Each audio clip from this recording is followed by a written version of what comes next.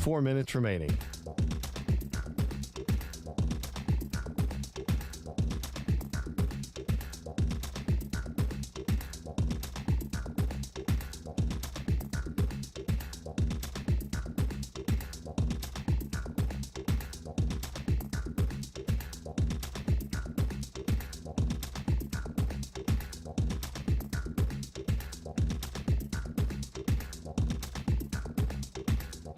Three minutes, 30 seconds remaining.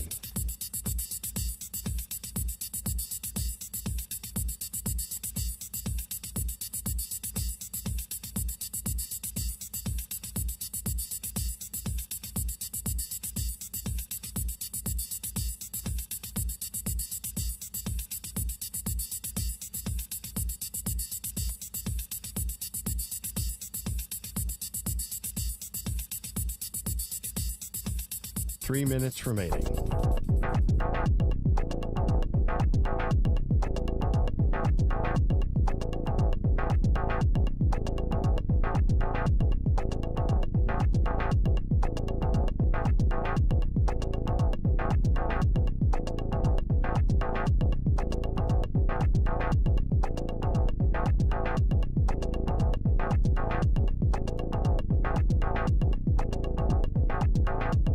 Two minutes, 30 seconds remaining.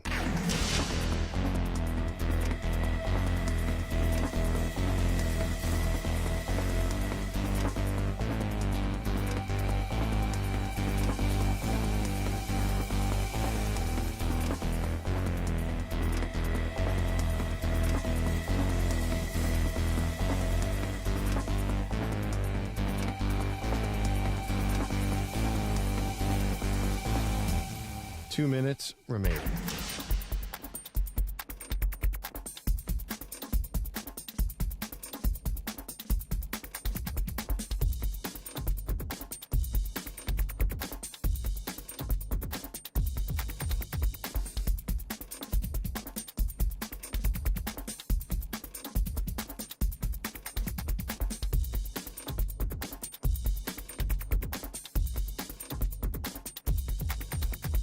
1 minute, 30 seconds remaining.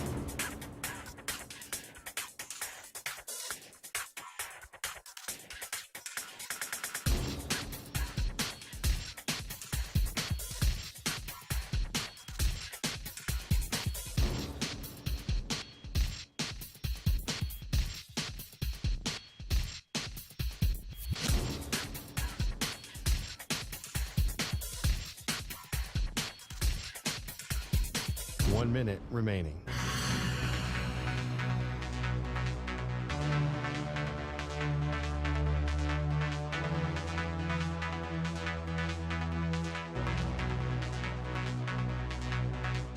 .45 seconds remaining.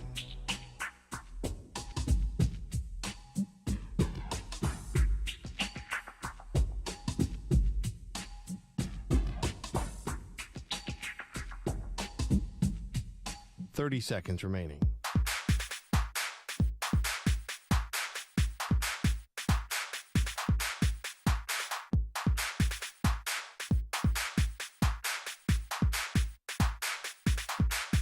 .15 seconds.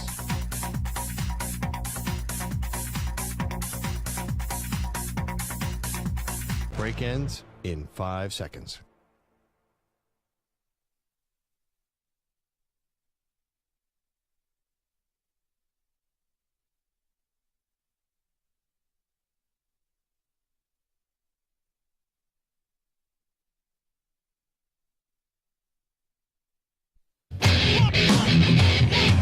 He's live.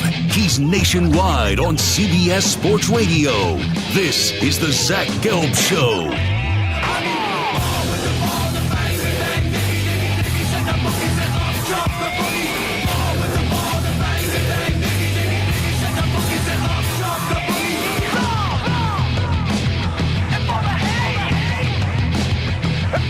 Here's your host, Zach Gelb. From the place yet not overly ostentatious studios of CBS Sports Radio here in beautiful New York City, sitting on top of the 10th floor of 345 Hudson Street. Welcome on in to a Friday edition of the Zach Gelb Show across all the great local CBS Sports Radio affiliates, Sirius XM, channel 158, the free Odyssey app, and of course streaming on YouTube, youtube.com/CBS Sports Radio. 855-212-4CBS is number to jump on in, 855-212-4227. You could always get at me on Instagram, where I'm straight flexing, or via the good old cesspool of Twitter, at Zach Gelb. That's ZACHGELB. Got Stuart Kovacs, Moist Mike, rocking and rolling with me all the way up until 6 p.m. Eastern, 3 p.m. Pacific. Former Bulls guard, now agent, BJ Armstrong, going to stop by to get you set for All-Star Weekend and talk about the NBA season 40 minutes from now. And then one of the unsung heroes of the Super Bowl, Mike Pennel, who did a phenomenal job on the defensive line, was elevated from the practice squad before the game when Joe Thuney was out on the offensive line. And Mike Pennel did a sensational job on the defensive side of the football, where he did force that fumble on Christian McCaffrey. And in the third quarter, he just abused Trent Williams. And we all know Trent Williams, one of the greatest left tackles of all time. He put Trent Williams on his ass and then tackled Christian McCaffrey. So Mike Pennel is going to join us coming up at 4:20 p.m. Eastern, 1:20 p.m. Pacific today. I never thought today, when I was getting ready for the show, that we were going to lead today's show with Jimmy Garoppolo, because Jimmy Garoppolo is really such a non-story and such a pedestrian story as well. But today, and this is pun intended, the Jimmy Garoppolo story got a little bit juicier. And when I look at Jimmy Garoppolo, I remember a few years ago when people were like, oh, maybe he'll return to New England. And I was like, no, please, no. I do not want Jimmy Garoppolo back in New England, because Jimmy Garoppolo, to me, is at best an above-average game manager. He is an overrated quarterback. He is at best a okay, slightly good quarterback. I know he's won a lot of games in the NFL, but he will never be an elite quarterback. He will never be a great quarterback. And quite frankly, I've never looked at him as a very good quarterback. I was never a fan of Jimmy Garoppolo. And this isn't revisionist history. This has been my stance on Jimmy Garoppolo forever. And the other part is, and it's unfortunate, he has been synonymous with being injured. His body is made out of glass, and it gets banged up all the time on an NFL football field. But I was not expecting today, when I was working out at the gym and I was doing my hour elliptical ride, that I was going to get an Adam Schefter alert. And the alert was going to be Jimmy Garoppolo's being suspended 2 games. Now, when I first saw 2 games and I didn't read the rest, I'm like, what the heck could Jimmy Garoppolo being suspended for? You know, he seems like a good guy off the field. We know he's a good-looking guy. We know he knows how to go out with some pretty good-looking women. So I didn't think he would get into any legal trouble or any, physical situation away from the field. Like, say what you want about Jimmy Garoppolo, he seems like a good guy. And when you hear 2-game suspension, I didn't even think it was going to be for PEDs, because that's usually a 6-game suspension. But he was suspended for the NFL's performance-enhancing substance policy, and he is also getting planned and is planning for the Raiders to release him. Now, they were going to release him anyway. This is just a little, I guess, going-away present for Jimmy Garoppolo, where regardless if he's on a team or not next year, he's going to be out for the first 2 games of the season. And I was reading more about this because I was wondering why it wasn't 6 games, and I didn't really get a great answer on that. The policy violation is said to be related, according to Schefter, to Garoppolo using a prescribed medication without having a valid therapeutic use exemption from the league, according to sources. So we don't really know what Jimmy Garoppolo was using, but there's no excuses, because whether you're getting prescribed it or not, the NFL allows the players to run by whatever they're putting in their body to them, and they either get thumbs up, this is approved, or thumbs down, you can't do this. So I don't want this to be, oh, Jimmy didn't know, or Jimmy was using this, and this isn't something that should be on the ban list. The rules are the rules. And there are a few things in the NFL where sometimes I disagree with the rules. And there are some things that I will sit back and say, I don't really crush someone for doing something. And we don't know everything here, but it's very simple. There is a process in place that if you're going to put anything in your body in the NFL, it is so easy for it to get checked by the league and for it to get checked by your team to tell you if you could be putting this substance in your body. So whatever reason or whatever excuse or whatever thing Jimmy G was putting into his body, first off, I don't think it's really working because he stinks on the field. But secondly, there's no excuse to have a positive test because you could have got it approved by the league. So the back end part of this story is pretty much the inevitable. This is just an extra layer to it, is that sooner rather than later, from a financial standpoint, Jimmy G is going to get released by the Raiders. And let me first start off by saying this.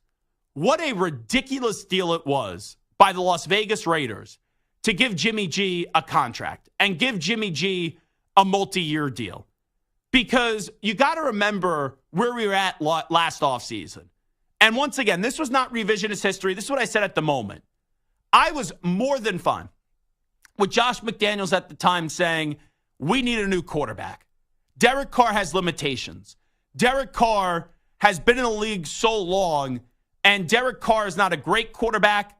Derek Carr is an above-average quarterback. He is never consistently a top 10 quarterback. And also, more importantly, you can't win a Super Bowl with Derek Carr.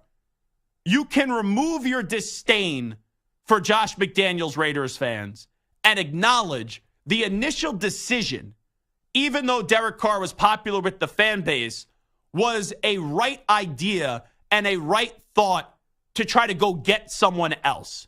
But when there were all those rumors about Brady and about Rodgers, and then Brady retires, and Aaron Rodgers, for whatever reason, wasn't heavily pursued by the Las Vegas Raiders when you had Davante Adams there, and it seemed like if the Raiders were willing to tango, the Packers would have been willing to listen. But for whatever the reasons were, you had Brady retiring, they didn't pursue Rodgers, and then it was like, oh crap, where do you go from here? And you can't move on from Derek Carr, who was popular with the fan base, even though he was not a very good quarterback. And you can't then sell them on Jimmy G. Because at the time, the best argument you can make, even if you were the biggest Jimmy G fan, is that Jimmy Garoppolo may have been slightly better than Derek Carr. And I think that is very debatable. So you moved on from Derek Carr to bring in a quarterback that you can't even argue is vastly better. And at best, you could maybe argue he is slightly better. And oh yeah, by the way, this quarterback that you brought in is synonymous with injuries. So bringing in Jimmy G was really failed from the get-go. And it was a terrible decision from the start by Josh McDaniels. And look where we are a year later, where the Raiders actually aren't that miserable of a destination. With everything that has gone wrong recently, and as Stu knows more than anybody, there is a lot that has gone wrong recently. And basically for the majority of Stu's life. The Raiders have been able to kind of spin their outlook of their franchise as a team that I'm not ready to say is going to win a bunch of games this year, but I don't think it's a dreadful spot. You got Davante Adams. You have Max Crosby. We'll see if they bring back Josh Jacobs. But more importantly, they recognize that Antonio Pierce was the right guy for the job. Where a few years ago, Rich Bisaccia replaced John Gruden when John Gruden got fired. And Bisaccia did a sensational job with the team under tougher circumstances than Antonio Pierce had. And you had Bisaccia take that team to the playoffs, and they were a Derek Carr touchdown away. Instead, he turned over the football from taking down the Bengals in the wild card round in the jungle, where, let me remind you, the Bengals ended up going to the Super Bowl that year. And instead of making what would have been a logical move and promoting Bisaccia, they wanted to make a splash. They wanted to bring in a name that has had success in the NFL, even though he had no success as an NFL head coach, and you had Mark Davis enamored with Josh McDaniels. So 2 years later, you had McDaniels be a disaster, Antonio Pierce do a heck of a job. You didn't have to hire Pierce, but if you didn't hire Pierce, you had Max Crosby threatening to force a trade. You probably would have lost Davante Adams as well, and he probably would have requested a trade in addition to that. But if you would have brought in, you couldn't have brought in Belichick because of the McDaniels connection. You could have made the case for Vrabel. You could have definitely made the case for Jim Harbaugh. But the smart move, and I'm not saying that Jim Harbaugh would have been a bad move, it would have been a great move. I'm not saying Mike Vrabel would have been a bad move, it would have been a great move. But the smart move was promoting Antonio Pierce from interim head coach to head coach. So now, even after the disaster tenure of McDaniels, David Ziegler, and Jimmy G, you have been able to have a top 10, let's go top 3 wide receiver in football in Davante Adams. You have a top 5 pass rusher in Max Crosby, and you have a head coach that's respected in that locker room. Now, ultimately, the Raiders are not close to taking down the Chiefs inside the AFC West, but they can't be that far off from being a playoff team, but they have to hit on their quarterback. We knew before this offseason started that Jimmy G was not going to be the quarterback next year. Now Schefter has put it out there, regardless of the suspension, he's going to get released. And that was even before the suspension. So where do the Raiders go next is the question. And if I'm the Raiders, the first name I call is Kirk Cousins. Now, I don't think Kirk is going to go there. I think Kirk is either going to go to Atlanta, and that, I think, is the most likely destination, or even though it appears that the Vikings do not want him back, I'm not going to rule out the possibility of a reunion and an extension with the Minnesota Vikings. Because Justin Jefferson, I think, does play a big role in this. So it's not impossible for the Raiders to land Kirk Cousins, but I feel as if Kirk Cousins is going to stay in the NFC.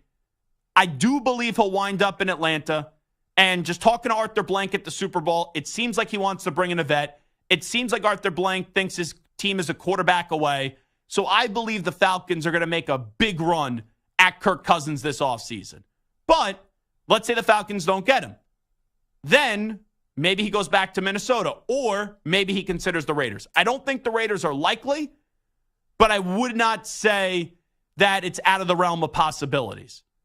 The other potential names, Russell Wilson, let's assume that he gets released. I don't think Russ, on a short-term prove-it deal, is a terrible option, because you do have pieces on offense with Davante Adams. You have Jacoby Myers as well, and you have one of the better defensive players in the league in Max Crosby. I think Russell Wilson could weather the storm for a season or two.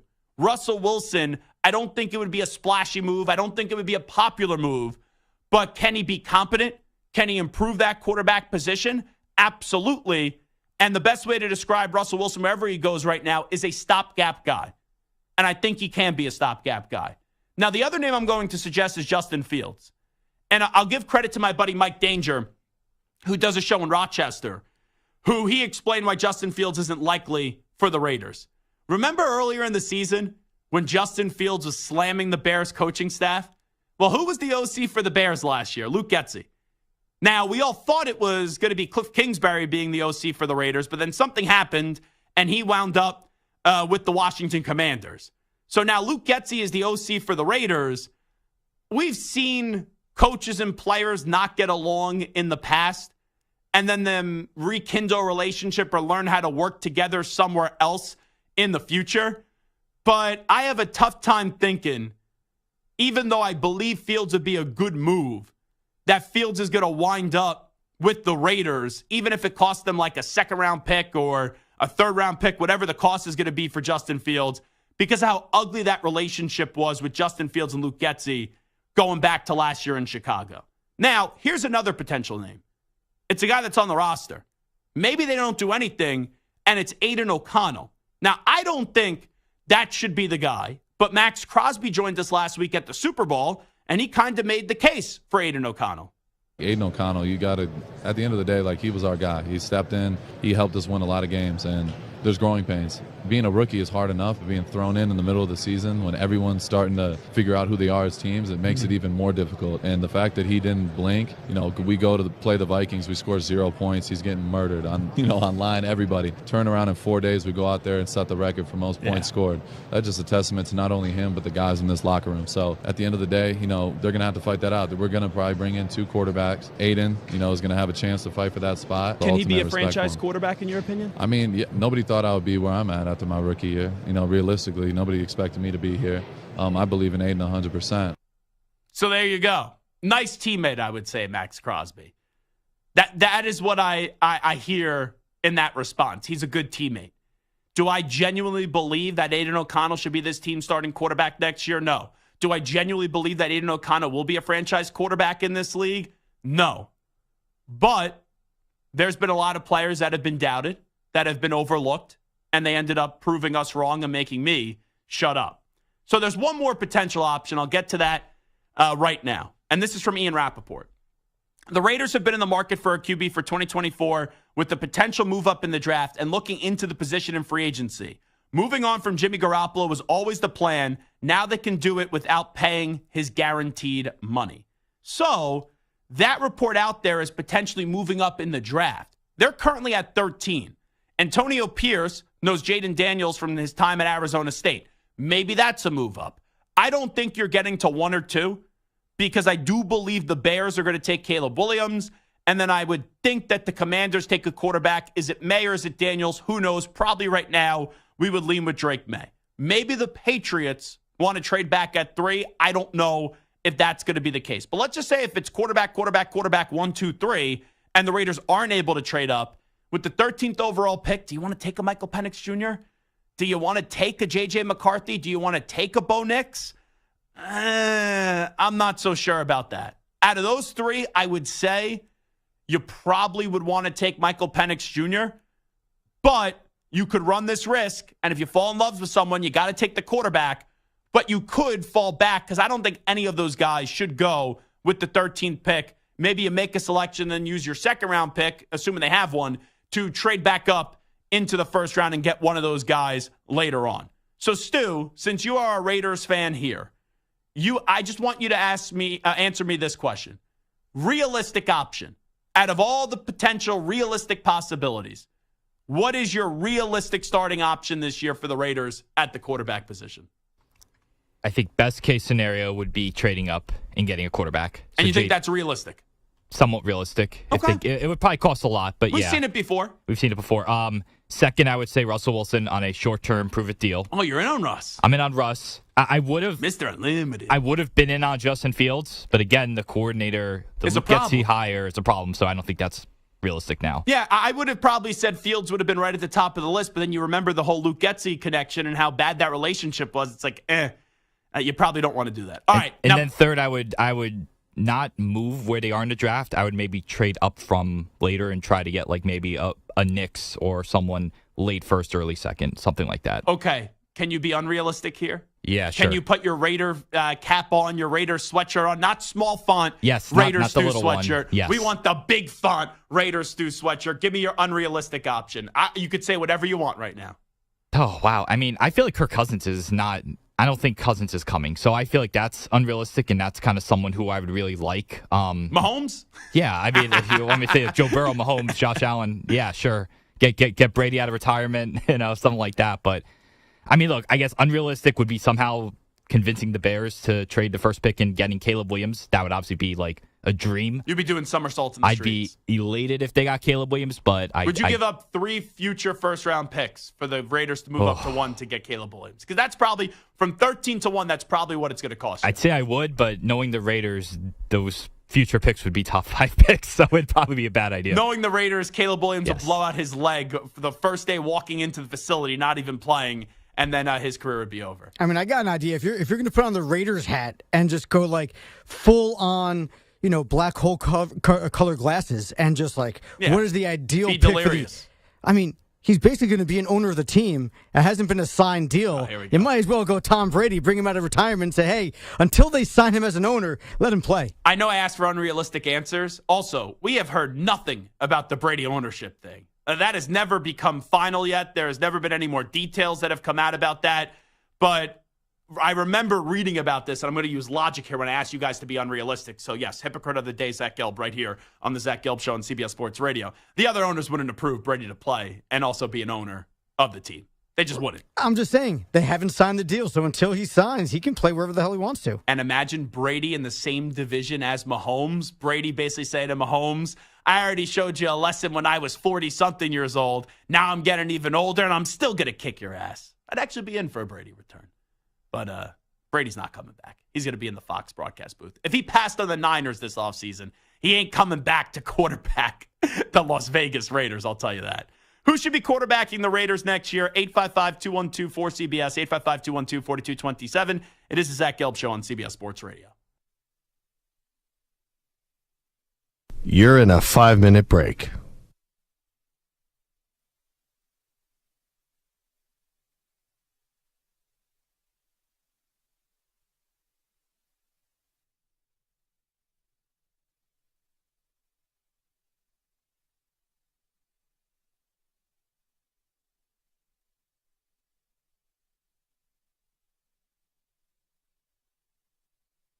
Four minutes, 30 seconds remaining.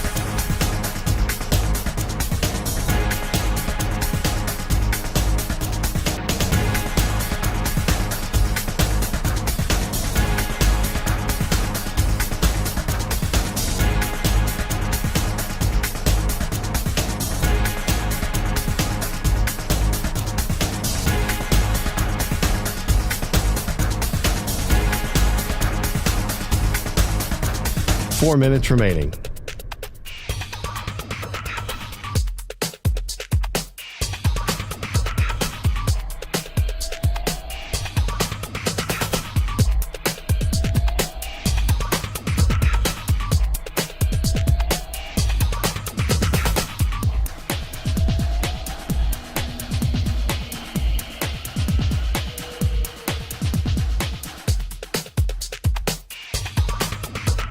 Three minutes, 30 seconds remaining.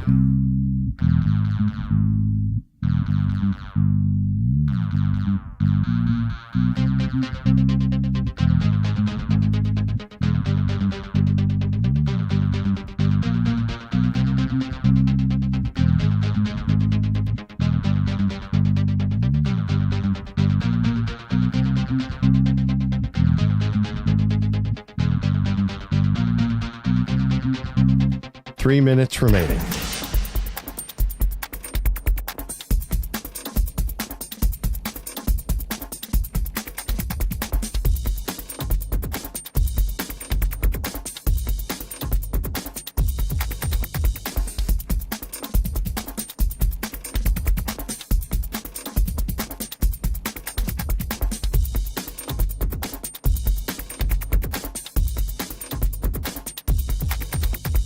Two minutes, 30 seconds remaining.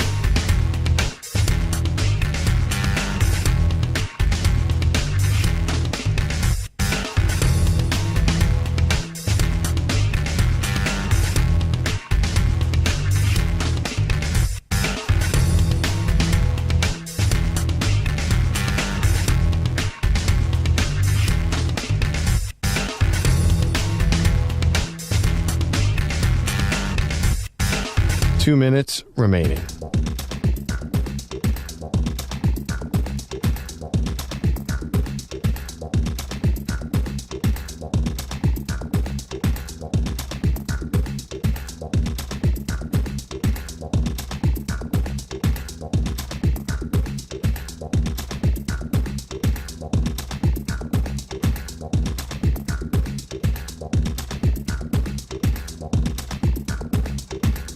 One minute, 30 seconds remaining.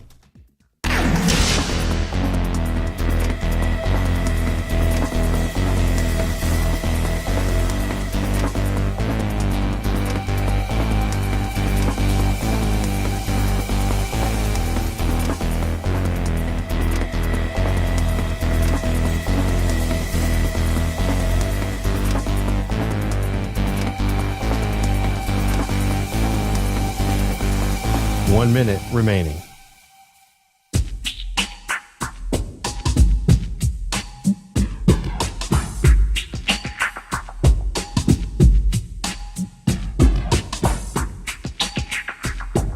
.45 seconds remaining.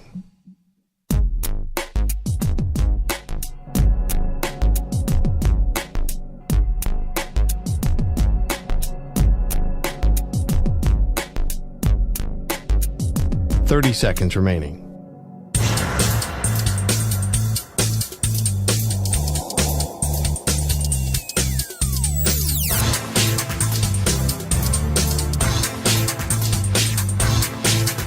.15 seconds.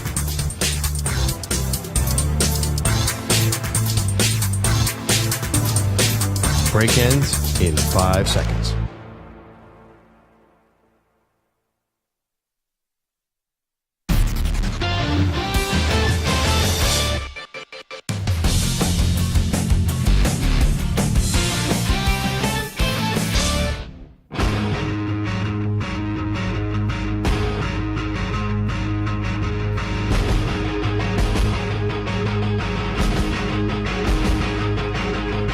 The Zach Gelb Show is on the air across the nation on CBS Sports Radio. Here's Zach Gelb.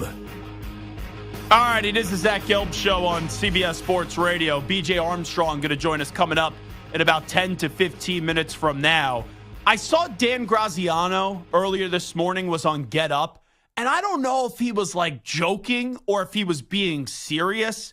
And like we're all looking for content this time of the year, but he is an NFL insider. He was kind of saying earlier this morning that it's not in the realm of possibilities for Russell Wilson to be sitting right here. And when he said that, he meant on the desk of Get Up. Now, I understand Russell Wilson is not a great quarterback anymore. I understand Russell Wilson the last 2 years has had a drop-off, where his first year in Denver, it bottomed out.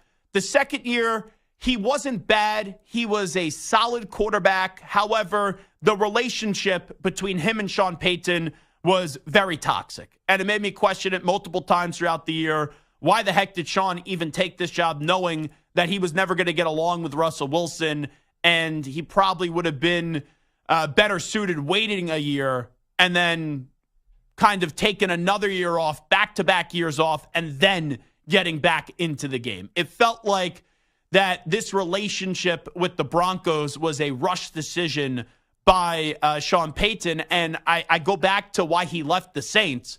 Regardless how he wants to spin it, he left the Saints because he didn't have a quarterback.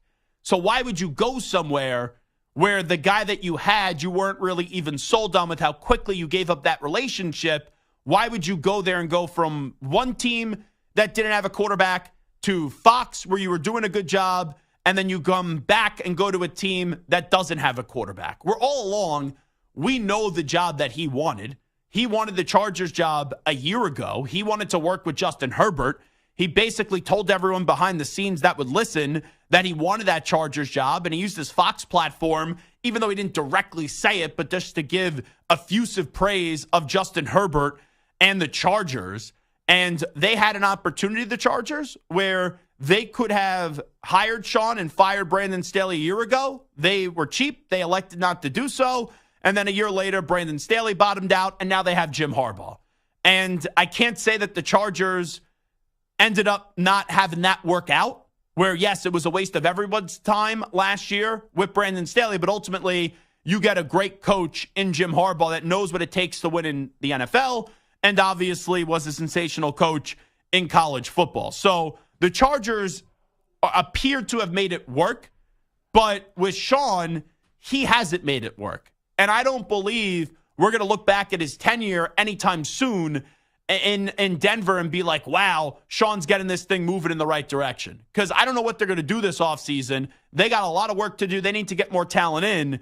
And I think that they're going to be a bad football team once again. I know they were able to salvage it towards the second half of the season and towards the end of the season, but I don't believe that this is going to be a team that's going to take a big jump here in year number 2. But let's see what they do at the quarterback position. But here's the crazy part with Russell Wilson. I would say he was very popular, nationally. and he was someone that was well respected. I don't think he was ever viewed as a top 3 quarterback, but he was someone where 2 years ago, if I asked you, would he make the Hall of Fame? I believe without hesitation, people would say yes. And even though he's a Super Bowl champion, even though he's a 9-time Pro Bowler, even though he's led the league in passer rating and he's led the league in passing touchdowns, now with how it's ended, and now the way that it looks like it's moving, with what has happened in Denver the last 2 years, I do believe wherever Russ lands, and I'm never saying that it's going to go back to this great, phenomenal level, but if he's not competent, if he's not a little bit more than serviceable, whether he goes to the Raiders, whether he goes to Atlanta, whether he goes to Minnesota, like whether he goes to the Steelers, like whoever the team is, if he doesn't have some success, I kind of feel like what happened in Denver is going to play him out of the Hall of Fame. And that's wild. And I've never seen a fall like this, where in 2 years, he went from being well-liked nationally, probably everyone assuming he would get in the Hall of Fame one day, to now I think that will be heavily debated. And there's no shot he would get in on the first try, but I don't know if he'll ever get in the modern era for Russell Wilson to have a spot in Canton, Ohio, unless he has a successful chapter on the back end of his career. Because this got really ugly. This really got humiliating. I actually think the best thing for maybe his brand was Sean Payton to go there, because with Nathaniel Hackett there, yeah, Hackett took a lot of the bullets, but Russell Wilson got dragged last year, and deservedly so. Sean was kind of a bully. Sean was kind of a jerk, where I do believe some people had sympathy for us last year, but still he never restored himself back to a great form. And I know you could look at the numbers and say, oh, 9-time Pro Bowler, has a Super Bowl championship. But when you think of Russell Wilson, even though he was a phenomenal player for basically a decade in Seattle, what are the first 2 things now that you think of? You think of the interception in the second Super Bowl up against Malcolm Butler, and now you think, even though it's not fair because you should remember the first 10 years in Seattle, you think of how bad and how ugly and how quickly he did fall off from being a great quarterback to then being like a, kind of a punchline for a lot of people in 2 years in Denver. And if you ask me right now, will he make the Hall of Fame? I would say no. I do not think right now he would make the Hall of Fame. Like, there are some guys that have had to wait at the quarterback position that are heavily debated as well, where you look at someone like Eli Manning, who some people don't think Eli should be a Hall of Famer. Personally, I do. Eli Manning, he'll get in the Hall of Fame, and I know that he's already retired and he's eligible next year, but I feel a lot more confident about Eli getting in the Hall of Fame than a Russell Wilson. Heck, I even say this. Phillip Rivers doesn't have a Super Bowl ring. I think Phillip Rivers was a better quarterback than Russell Wilson, even though Russ won a Super Bowl.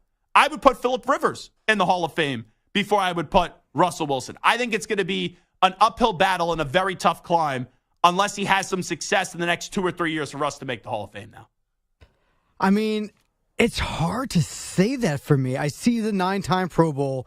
I see the 334 touchdowns to 106 picks. I mean, that's a 3-to-1 ratio. It's unbelievable. Totally get it. The 65% completion percentage, the 44,000 yards passing in his career, the 62% win percentage, 66% while he was in Seattle. The guy was a winner. And the guy did great things. I mean, you talked about Eli, Rivers. You throw out names like Tony Romo, Matt Ryan. Hold on. I've never said Tony Romo is going to be Hall of Famer or Matt Ryan. Yeah. I love Matt, but no, not Hall of Fame. I'm throwing out names that are like Hall of Fame borderline guys. Guys that like probably won't get in, but could get in. But Eli, yes. Phillip Rivers, yes. Matt Ryan, no, even though he won an MVP. And Tony Romo, no. And right now you have Russell Wilson as a no. So you're putting Russell Wilson closer to the Romo, Matt Ryan category than the Eli Rivers category. And I think that he's probably closer to the Eli Rivers category than he is to those other two. I mean, Russell Wilson did some incredible things. But did you ever view him as an elite quarterback? Yes. Absolutely. But hold on. When I say elite, how big is your number for elite? Because other top 5? I don't know if I ever viewed him as, especially the era that he played in, I don't know if I ever viewed him as a top 5 quarterback. I don't. When you had guys like Tom Brady, he played in the same era as Mahomes, Peyton Manning, Aaron Rodgers. I never looked at, like, Russ. Remember for a while, it was Russ never got an MVP vote. Like, don't get me wrong. Russ was a great quarterback. I'm not saying he wasn't a great quarterback, but I think there was only like 2 or 3 seasons where you're like, wow, wow, wow. Maybe that's elite football play. I think he's had a very good career. I think, you would love to have a career like Russell Wilson, but now with the quarterback position, a lot of it is longevity. And years ago, 10 years would be a nice long sample size. But with what Brady has done, basically playing for 20-something years, I think now with a lot of these quarterbacks, it's going to turn into, have you been able to sustain that? Unless you walk away sooner rather than later. And now for Russ, he's kind of like wandering around with no direction, and we're trying to see him restore this, and I don't know if he's going to be ever able to restore it. There's a case. I'm not saying there isn't a case. But a few years ago, I would have said it's like 85% chance he gets in the Hall of Fame. I really do feel like it's a genuine flip of the coin now. Maybe at most 55% that he gets in. But I think that's going to be a heavily contested debate. And also, this may not help in his favor. A lot of Russ's former teammates in Seattle, they have not talked positively about him. And that's been very negative and very nasty with the LOB and Russell Wilson. BJ Armstrong will join us next. It is Zach Gelb Show on CBS Sports Radio. Update time first. Here's the Ackman, Rich Ackerman. CBS Sports Radio. Sports Flash. Well, 2 juveniles have been charged in the shooting at the Chiefs parade the other day that left 1 dead and 21 others injured. The 2 are being held at a juvenile detention center on gun-related charges and resisting arrest. Jimmy Garoppolo is likely out in Las Vegas and now is also looking at a 2-game suspension. The veteran quarterback disciplined by the league for violating its policy on performance-enhancing substances. Garoppolo allegedly used a prescribed medication without having a valid therapeutic use exemption. The first half of the NBA season ended last night, and tonight the league gathers in Indianapolis for All-Star Weekend, the first event to open things up. The Rising Stars game, and tomorrow, WNBA three-point champ Sabrina Ionescu will battle Steph Curry in a contest. Ionescu will shoot from NBA range. Beyond that, she's open to the order of shooting. I'm down for whatever. If Steph wants to go second, I can go first. That's no problem. But I haven't done this too many times. I only did it once last year, so I don't really have enough experience to know what works best for me. So I guess we'll see. There's no action in the top 25 in college basketball, and only 1 game on the NHL schedule where the Coyotes host the Carolina Hurricanes. I'm Rich Ackerman. Hey, it's Amy Lawrence. Be sure to listen to CBS Sports Radio at home. Just ask Alexa to play CBS Sports Radio. CBS Sports Radio.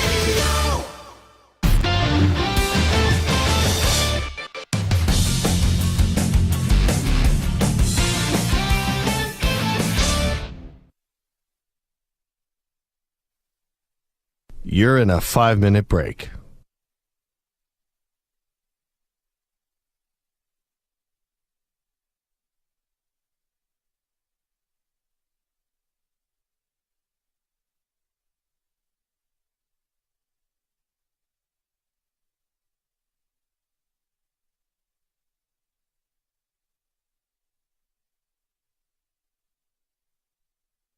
Four minutes, 30 seconds remaining.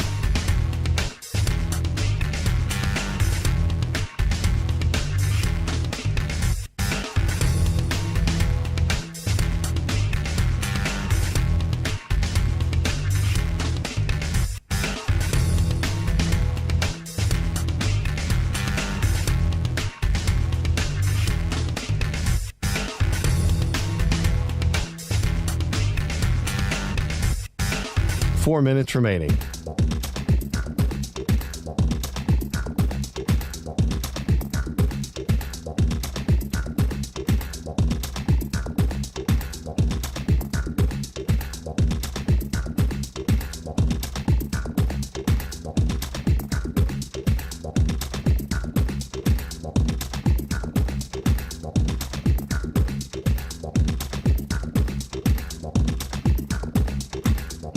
Three minutes, 30 seconds remaining.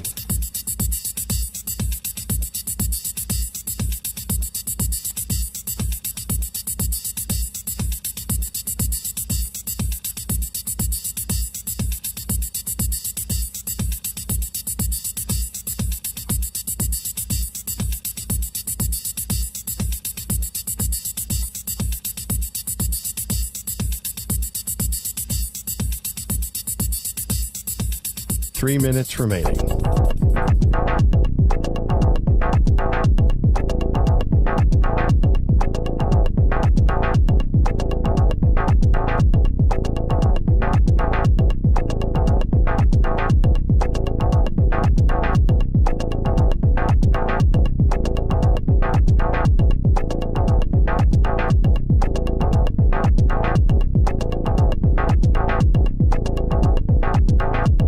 Two minutes, 30 seconds remaining.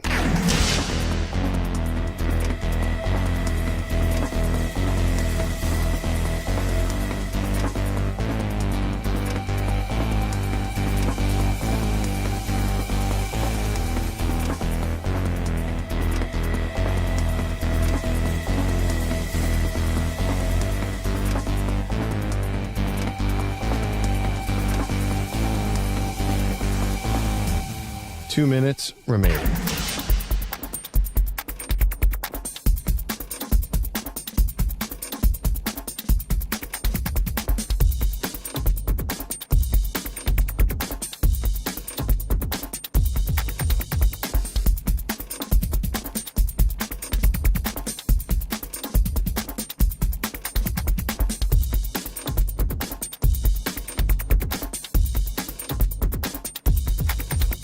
One minute, 30 seconds remaining.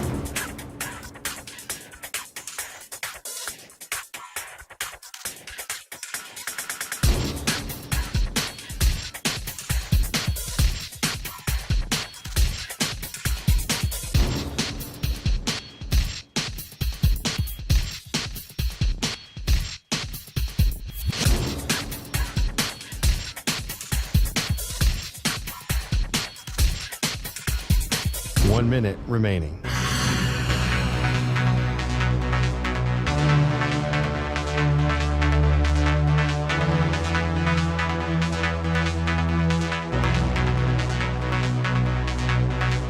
Forty-five seconds remaining.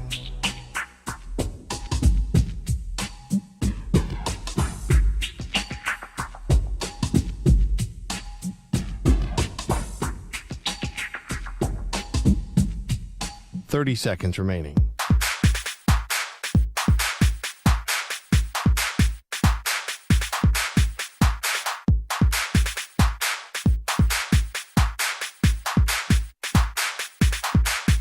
Fifteen seconds.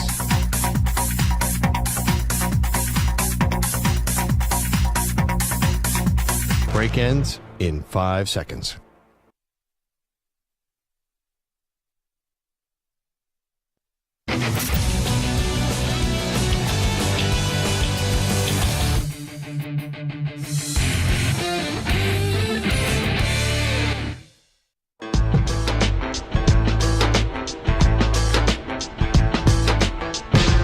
Now back to the Zach Gelb Show.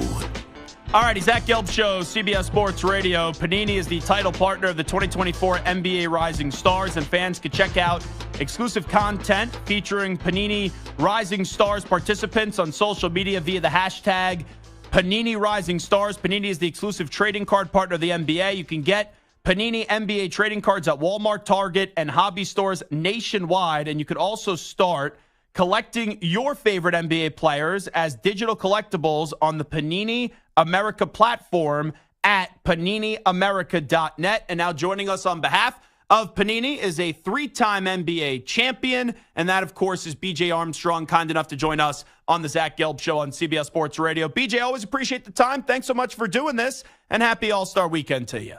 Oh, thank you very much. It's always great to be here. You guys do an excellent job and appreciate you. Panini, it's great city of Indianapolis at All-Star Weekend. So thank you again for having me on. So we're getting ready for the dunk contest. I'm happy Jaylen Brown's doing it this year. You have Mac McClung, the defending champ from a year ago, Jaime Jaquez, and then Jacob Toppin. Still, though, whenever I think of the dunk contest, LeBron has done everything possible there is in this league except participate in the dunk contest. Why do you believe that LeBron never went through with it and tried out this dunk contest once? Well, I think many times when you play the game, you have the participation of playing in the game, the spontaneous reactions that you get. and playing and competing. And then all of a sudden, when you get in front of an audience, when it's just you and you're dunking and you're playing. And I remember the first time I competed in the 3-point contest, it's a different feel. And I can only imagine, I would compare it to being an entertainer and being on the stage all by yourself. I used to always imagine, what would that be like? You're on the floor with 9 other guys. That's one thing. But then you're on the stage and you're all by yourself. Suddenly, it's a different thought. And I remember being in an arena with 20,000 people and you're playing in a game, and I didn't think twice about it. But I remember shooting, and you suddenly realize that everyone in the arena is just looking at you. And that required a different type of feel. So I would imagine, All-Star Weekend, you don't want to wear yourself out. He's playing. And I just think it's just probably, so much. He's in that, he's moving around with his partners and NBA things. So I think there's a lot of things of reason he probably hasn't done it. But certainly for the fans, for all of us, we love to have seen an athletic player like himself participate. And I'm sure it'd be a treat for all the fans. Now, we know the cameras have always been on LeBron his entire life with that individual moment like you were talking about. Are you saying you felt like LeBron was a little bit intimidated by that extra attention? Is that what you were saying? No, I don't think it is. I just think it's a different thing. You don't just two things you have to have, to me, if you're going to participate in the dunk contest, right? And I've never been in it, but I would imagine in talking to people, one, you have to be prepared for that, right? You have to be prepared for, you got to have a combination of dunks. You say, this is what I know I can go to. So that's one thing. You just don't show up and play because, you got to engage with the crowd. You got to get a feel for what you're going to need. Is this your 50 dunk? 50, one that you can get a 50? Is this one that's going to get you to the next round? But more importantly, you have to have an incredible imagination. And I'm talking to any player that participates. When you watch some of the greatest dunkers of all time, like Dr. J, and you talk to these guys, you say, what made you do the free throw line dunk? He was like, I just had a feel. You ask Vince Carter. You ask Dominique Wilkins. You ask Michael Jordan. Yeah, they had some thoughts of what they're going to do, but the imagination and the things that they were doing, a lot of that time just happens in the moment. So I think you have to really be all into it to give a performance like that. When you watch Zach LaVine and Aaron Gordon and those guys, I think it takes some preparation. And a lot of times you play the grind of the season, you do these things, and the last thing you want to do is have another thing put on your plate. So I'm not saying that's what it is, but if you're going to participate in this, you have to be prepared. And it's not something you just show up and say, hey, I'm here. You got to be ready if you're going to compete and try to win it. Talking to BJ Armstrong, I'm always a sucker for the 3-point contest. I know there's a new wrinkle this year. I guess the 3-point shooting in All-Star Weekend with Steph going up against Sabrina. I can't wait to see how that unfolds on Saturday. Yeah, I think it will be. And it'll kind of remind me a little bit of, men's, women's. And I think they're shooting it from the men's 3-point line, if I read that correctly. So I think it will be fascinating. I think it will be very engaging. I think it'll be a lot of fun for the sport. And certainly both players are amazing 3-point shooters in their own right, and to have them out here competing against one another, I think it's good for the game. Talking to BJ Armstrong on behalf of Panini. So we know Doc Rivers has taken over the Bucks. He's 3-7 in his first 10 games. They've been disappointing. A lot of people weren't happy when Doc took over. Do you feel like they'll eventually get this thing moving back in the right direction, which would be playing in the NBA Finals this season? Well, it's kind of like this situation kind of reminds me of having your first child. You don't go home with the instructions of how this is going to work. Okay. And, Doc gets the job, a very unusual situation, how that occurred, especially, we got to talk about the elephant in the room, the outgoing coach, he was in 30-16 or something, which I think at the time they were in second place. Things seemed to be going well. And then all of a sudden they make this change and they bring in Doc Rivers. So there were some expectations there. And currently, after about 10 or 11 games, they haven't been playing exactly championship caliber basketball. We both know that they have phenomenal players, all-star players that both will be here, Giannis and Damian Lillard. However, right now it's a tough stretch for them. I know they're on a road trip. They lost a tough game, I think, last night against the Memphis Grizzlies. So there's some things they have to figure out there. However, any team that has, Giannis Antetokounmpo on the team will always be in contention. So certainly they have the talent to turn it around. But right now, things are looking a little tough. And I think eventually, because of their talent, they'll get it figured out. However, they have one thing in mind. This is a championship caliber team. So anything less than that, I think they would probably consider that a failure up there in Milwaukee. BJ, I know you were close with Draymond Green and used to represent him. Just what has kind of stood out to you in this last year with everything pertaining to Draymond? Well, when you have a championship run, it's phenomenal. And you enjoy the moment, you live in the moment, and certainly all of those guys, their big three in particular, Klay Thompson, Draymond Green, who you mentioned, and Steph Curry, those guys have enjoyed a phenomenal amount of success. They have 4 championships. A good friend of mine, Steve Kerr, who I played with for many years up there in Chicago, what they've been able to achieve speaks for itself. However, every championship run comes to an end. So you're seeing now this run in the latter stages of their run, wherever that's going to end. It feels like the juice isn't worth the squeeze anymore with Draymond. That's what it feels like to me. Well, you know what? It's just a matter of figuring out. Right now, they've gone through some adversity, to put it kindly, within their team and their structure, and they're not playing at a championship caliber. Let's just call it what it is. So if we call it like it is, we'll say, that's what's going on right now. Now, the thing is, we know they have the experience. We know they're battle tested, and we know they have the heart of a champion. However, as you age, it gets more and more difficult to get through the regular season to get to the playoffs. And they are in really a tough situation, because if they don't continue to improve or get better or start winning games, this team may not even get into the play-in, let alone the playoffs. So right now they're trying to figure it out. They've had some things that have sidetracked them. Draymond missed some games. Right now Chris Paul is out. Klay Thompson isn't playing at the level that, we're normally seeing Klay Thompson play at. And consequently, this is a team that's won 10th or 11th place, somewhere around there. So they have a lot of things to figure out. However, you got to say what they did achieve. They're world champions, and that's what they did yesterday. But right now, they're certainly not playing at a championship level. And we all know that mediocre basketball is mediocre basketball, and that's where they're playing right now. Tell me what you're doing today on behalf of Panini. Well, I'm here. I'm celebrating Panini. I'm so excited. I got my Victor Wembanyama rookie card, so I'm holding on to that. And I'm just going to watch that thing soar in value over the years as his career takes off. So I'm here hanging out with Panini All-Star Weekend. I'm in Indianapolis. Great food, great people. So, and here I am doing the show with you. So it doesn't get any better than that. PaniniAmerica.net. Make sure you check it out. He's BJ Armstrong. BJ, I got about 20 seconds here. Real quickly, what's your finals prediction right now? Eastern Conference, Western Conference, who gets there? My final, the Boston Celtics versus our Denver Nuggets. So that's my prediction. BJ, thanks so much. Enjoy the weekend.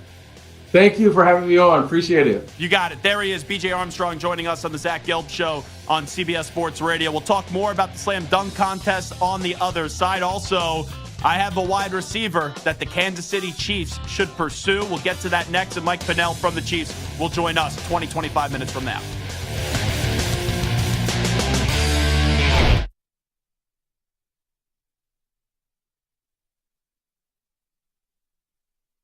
You're in a 5-minute break.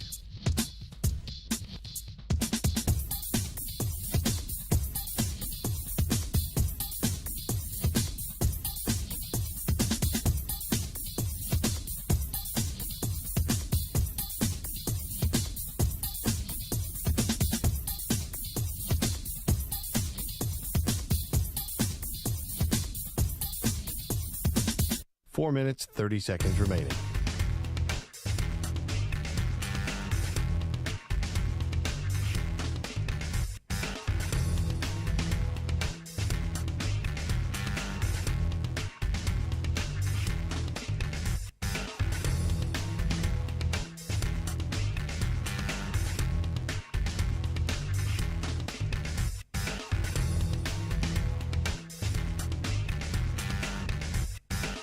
4 minutes remaining.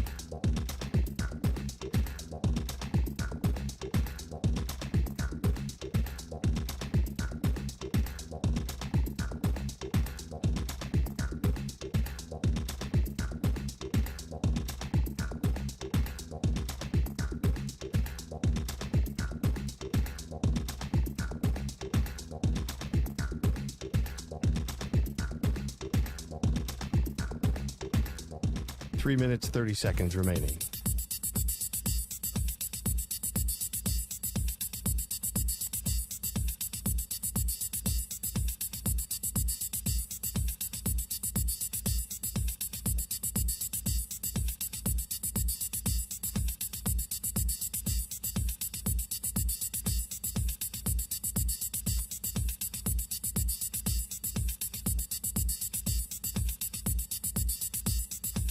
Three minutes remaining.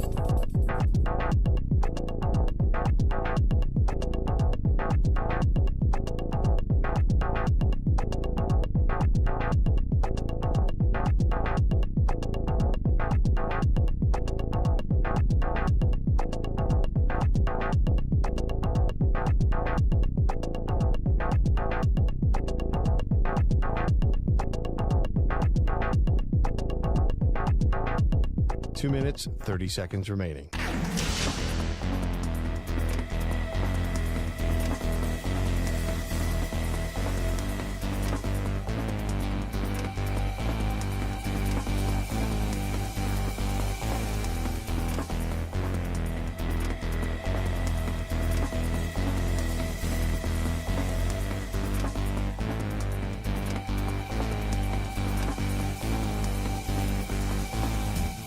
Two minutes remaining.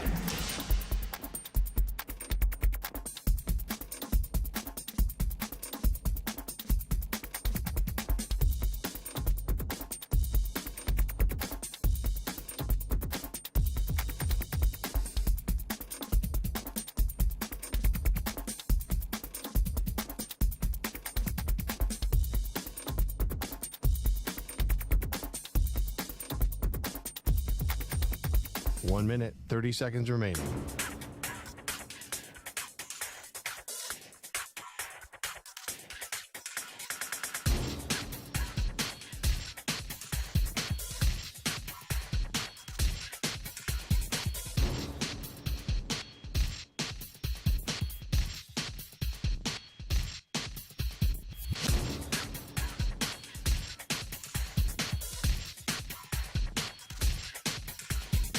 One minute remaining.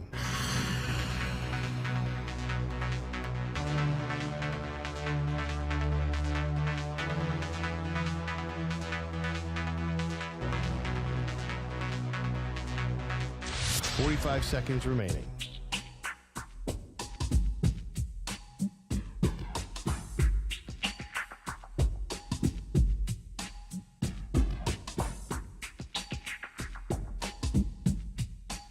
Seconds remaining.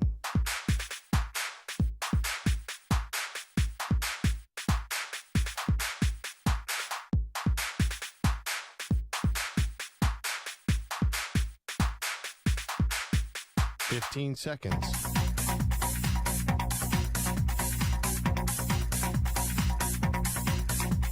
Break ends in 5 seconds.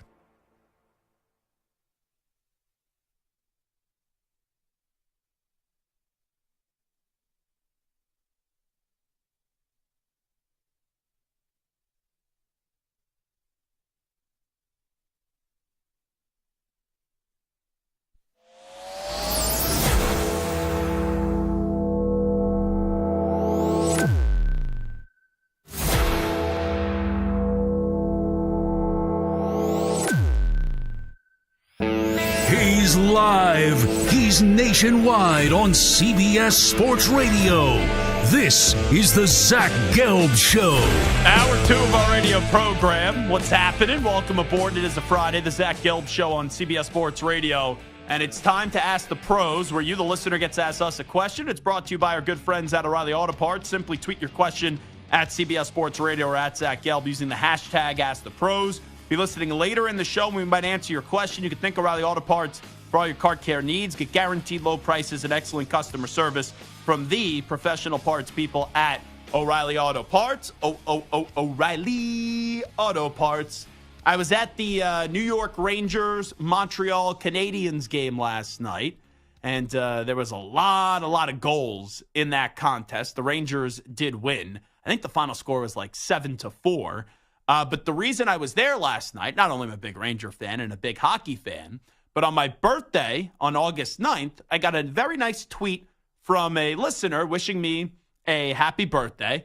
And they said they're a season ticket holder to the New York Rangers. And they're a big fan of the show. They've been listening to the show for like the last 4 years or so. I think actually maybe even going back as far until the weekend overnight days. And they said, this guy Billy, that I would love to take you to a game. So I said, you don't have to ask me twice. I would definitely go. So I got a tweet about a week ago of Billy following up saying he's got tickets to the Rangers game up against Montreal on last night, Thursday. And we ended up going. Really fun time. Always great to interact with listeners. Always great to meet people that have interacted with the show, whether that's being here and being on the air and calling in at 855-212-4CBS, 855-212-4227, chiming in on Twitter and Instagram or YouTube, youtube.com/CBS Sports Radio. Or even if you just listen and you don't tweet, you don't Instagram post, you don't jump in the YouTube chat, or you don't call the show, we always like to connect with you if we're able to do so. So I had a great time last night meeting up with Billy. Billy's a good dude. He's a chef, too, which I learned out. So, Billy, hey, you want to come cook us up some things in the CBS Sports Radio studios? We will not decline anytime you want to cook us some food. And also, I think Billy knew more about the show than I did. Billy, right away, when he gets to the seats, is talking about Mike's sausage line from yesterday. When Mike just threw out something, you were talking about sausage or something, and Stu and I had a little juvenile moment and a petulant moment. We were making fun of it. And he was even talking about Ryan Hot Take Hickey's delusional Penn State takes. So this guy, Billy, is a P1 listener and a good dude. And we watched the game. I bought him a beer, nice tall boy beer. And we had a beer each and enjoyed the contest as the Rangers were very slow, very lethargic. They kind of looked like Moist Mike walking around Vegas at like 3:30 in the morning in the first period. But then when the lights came on and they were ready to go in the second, boom, goal after goal after goal. So fun time last night at Madison Square Garden. I'll get into my Chiefs prediction in just a second. But you do have All-Star Weekend coming on up, and that's going to be participating and going underway this weekend. Stu, I know you. I would probably say Stu's the biggest NBA fan on this show. Samter, are you a big NBA fan? I don't think you love the NBA, right? I enjoy the NBA, but there's just parts of the game that just bother me. It's too herky-jerky, too many fouls, too many herky-jerky? Yeah, like watching a game. What do you mean by that? Too many starts and stops, right? Like fouls, out of bounds, timeouts, commercials. You used to be able to get into the flow of a game where you could just sit down and watch 5-6 minutes in a row where there's back and forth basketball, not a lot of whistles, not a lot of free throws. Now guys are looking to go to the foul line. Back in the day, guys weren't looking to go to the line. They were looking to score. If they happened to get fouled, they would go to the line. So, like, the game felt more open, more fun, more free. Now it just feels like guys are trying to get fouled, and when they don't get fouled, they complain. Or if they get called for a foul, they complain. So the game just feels like this is why Stu and I probably like. This is why I love soccer. Probably Stu as well. It's 90 minutes. It's basically start and stop. There's no stoppages for the most part. You don't go to commercial in the middle of the half. You don't stop the play at all. If some guy gets hurt, they basically cart him off to the side, and you just play down a guy until he gets back onto the pitch, or you stop him. You went the pitch. I thought you were going to stumble there and say the field for a second. So that's like at Augusta when they have the one broadcaster say fans when they have to say patrons. That's what that kind of reminds me. So there's something about basketball. I do like basketball. I do like the NBA, but also growing up, I never really had a team. Early on, I liked the Celtics, but then I really liked the Supersonics. You were a Celtics fan. Yeah, but then I really latched onto the Sonics with Sean Kemp and Gary Payton, Detlef Schrempf. I love those teams. Sam Perkins. And then Seattle moved the team. The Sonics were gone, and so my favorite team didn't exist, and I didn't really care about following them to Oklahoma City. So the combination of not being a huge fan, my team disappearing, and just the way the game is developed, I'm not as huge of an NBA fan as I used to be. Long story short. So, two things I'll say off that. Number one, I am not as big of a fan of the NBA as I used to be because the players don't give a rat's ass about the regular season. Like, I understand there was the Embiid argument to this, and that's a different conversation. When you have to make a rule to guarantee an award be given out to people playing 65 games, it just shows you that the regular season is too long. When it's 82 games, you have to beg players to play to 65 games. And when you're Kawhi Leonard and you load management and it leads to a championship, no one cares when you're standing at that podium with the championship trophy. But I just think the regular season product is watered down, and there's a lot of people, because of how dominant the Heat were or wherever LeBron was playing and how dominant the Warriors were, and they saw those teams kind of at times roll through and stroll through the regular season because you had the Warriors that 1 year, right? They had the most wins ever, and it didn't lead to a championship.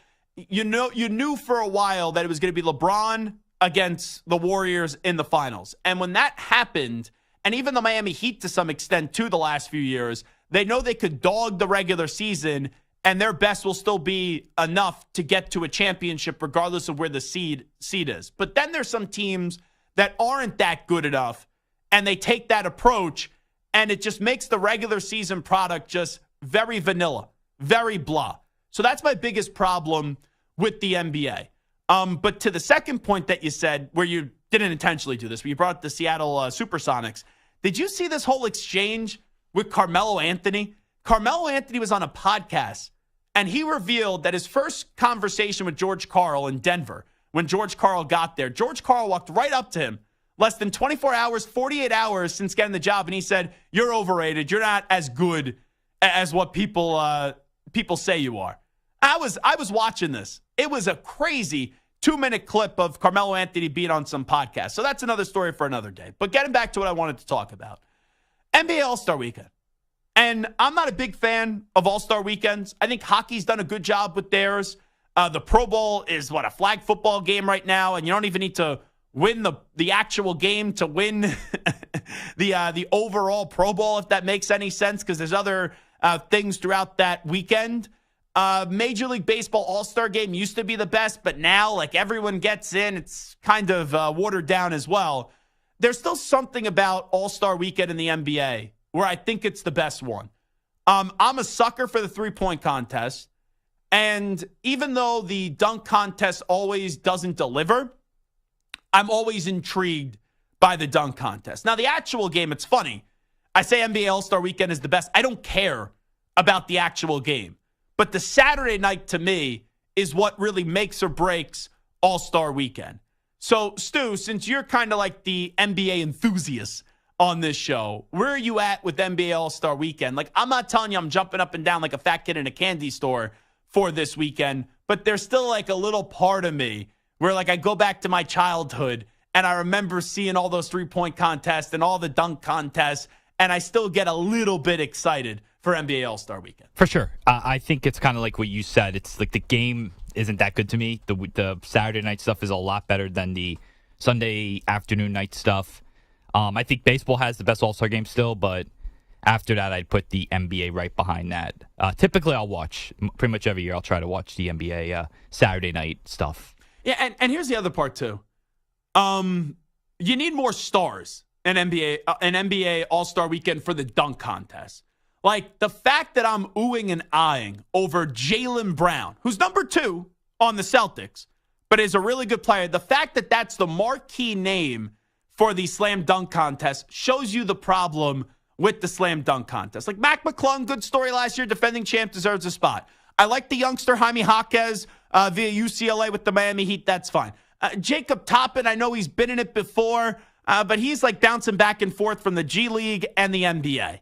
And I go back to LeBron James, and you talk about LeBron. As great as LeBron is, and he's one of the greatest players of all time, and LeBron James, there's not enough words of praise and extolment that we could say about LeBron. But I talk about how in the NBA regular season, how there's been some years where LeBron knew he could dog it, he could still find a way to get to the NBA Finals. LeBron's teams knew he could dog it, because I'll give credit to LeBron. He's really never participated in load management. He plays a ton of games up until he's got to the Lakers, and unfortunately, I don't want to say the body's breaking down because he's still Superman when you look at him, but he has suffered more injuries in LA than any other point in his career. But we talk about how people usually follow the lead of the best. And sometimes you emulate the best, but you don't have the right to emulate the best. And when LeBron and his Cavs teams or his Heat teams, whoever it was, kind of showed they don't need to have the all-in approach in the regular season, they can still get to the NBA Finals, I do believe other teams followed that. But for the slam dunk contest, I do believe there's some stars that say, well, if LeBron's not participating in it, and I think I'm one of the best players in the NBA, then maybe I shouldn't participate in it either. And there was that one year where LeBron did say, I think it was to Cheryl Miller, that he was going to participate in the NBA slam dunk contest. And think about all this guy has done in the league and all the incredible things that he has done. The points record, the world championships, the MVPs, the longevity. He has basically checked off everything there is to do in the NBA, except participate in the slam dunk contest. And it's tough to make the slam dunk contest still a thing when the guy that's been the number one talked about person the last 20 years in the sport didn't participate in the slam dunk contest. And it'd be like one thing if LeBron James was smaller, like if LeBron was Steph Curry, right? You don't look at Steph Curry and be like, oh, he needs to participate in the slam dunk contest. Steph always participates in the three-point shooting contest, or has a lot. But for LeBron, who could clearly dunk the basketball, and it's already too late at this point because he's 39 years old. If he didn't do it, before, he's not going to do it now. For him to never participate in the slam dunk contest, it is disappointing to me. And it's not surprising to me now where the slam dunk contest doesn't carry as much weight as it once has. Like, when we're talking about Gordon and Levine, that's probably been the highlight in the last decade. Dwight Howard was great. I know it's longer ago, jumping over the cars, the Superman cape and all that stuff. Nate Robinson, Jason Richardson. Like, you've had some memorable moments in the dunk contest. I guess Mac McClung was good last year when you look back at that, but that's not a marquee name. It's a good story, but it's not a marquee name. That's one thing with LeBron. Like, the two things that I could really criticize LeBron James's career is I thought he was too buddy-buddy with people. I would like him to have some actual rivalries. Like Paul Pierce, he could be a nut. Paul Pierce says some stupid things, but you could tell he says stupid things because he hates LeBron. And I sometimes think that sports hatred is good. And I would have liked to have seen LeBron be less buddy-buddy with everyone and actually have some teams that he hated or some people that he disliked and kind of voice that. You never really got that with LeBron James, unless who was the guy on the Pacers? Was it Lance Stevenson who was like blowing in his ear? Like, come on, that's Lance Stevenson. Like, give me like an actual good name that LeBron James could really dislike. Or Bum Brooks. Like, come on, LeBron not liking Bum Brooks. That's so beneath LeBron James. So those are the two things when I look back at the great career and the legendary career of LeBron James. I'm annoyed he didn't really have another rival that he actually voices displeasure with. And the other part is, yeah, the dunk contest, it's a weak look. It is very weak that there wasn't one moment earlier in LeBron's career where he actually participated in the dunk contest. And I haven't thought about it this way until BJ Armstrong was alluding to it, but then didn't say it with us.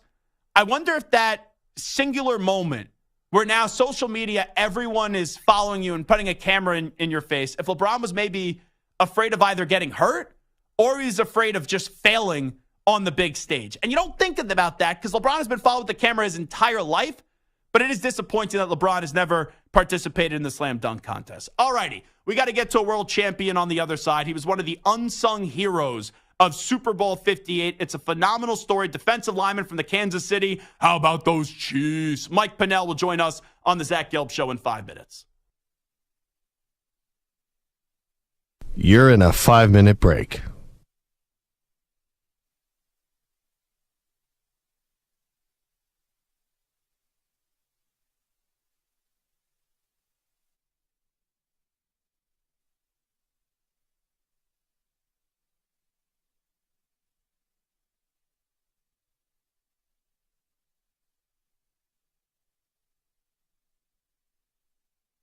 4 minutes, 30 seconds remaining.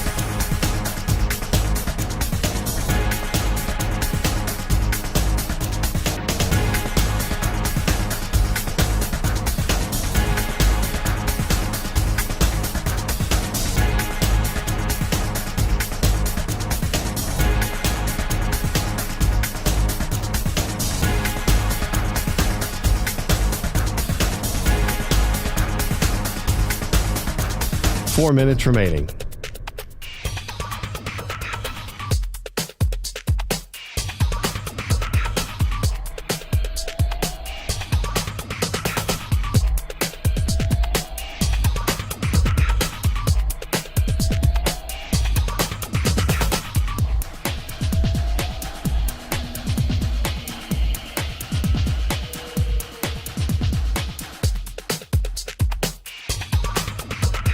Three minutes, 30 seconds remaining.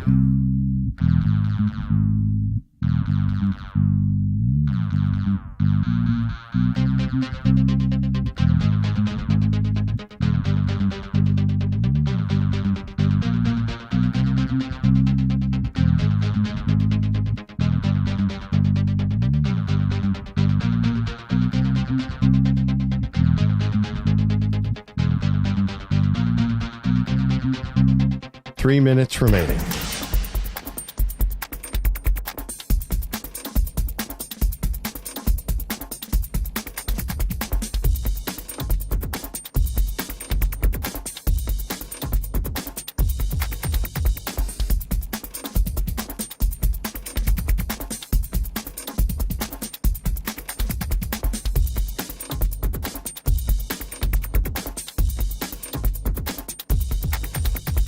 Two minutes, 30 seconds remaining.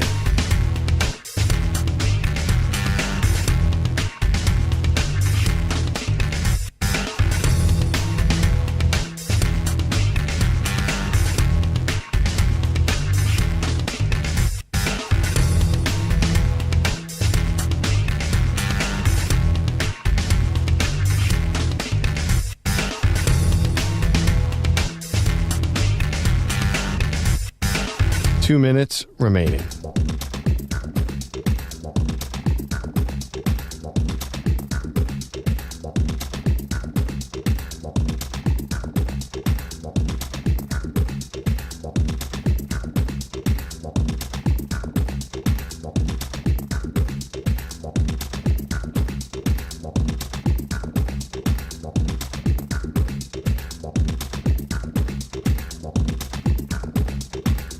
One minute, 30 seconds remaining.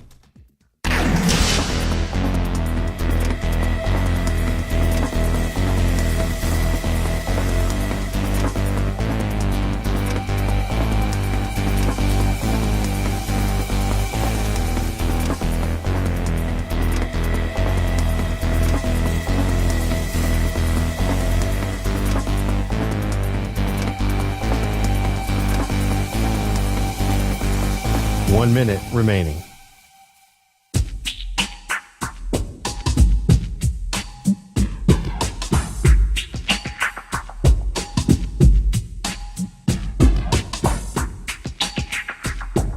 Forty-five seconds remaining.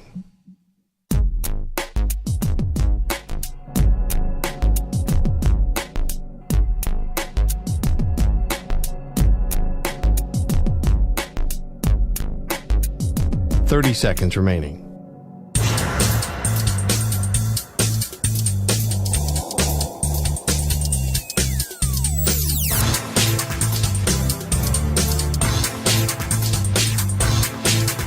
Fifteen seconds.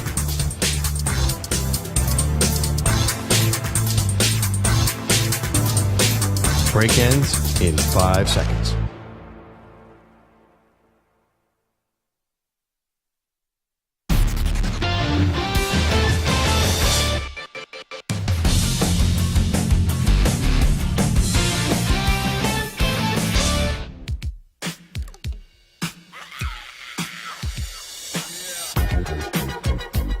Now back to the Zach Gelb Show. The Chiefs are Super Bowl champions once again. It is the Zach Gelb Show, coast to coast on CBS Sports Radio. We were talking to Steve Spagnuolo yesterday, and he gave a lot of praise to my next guest.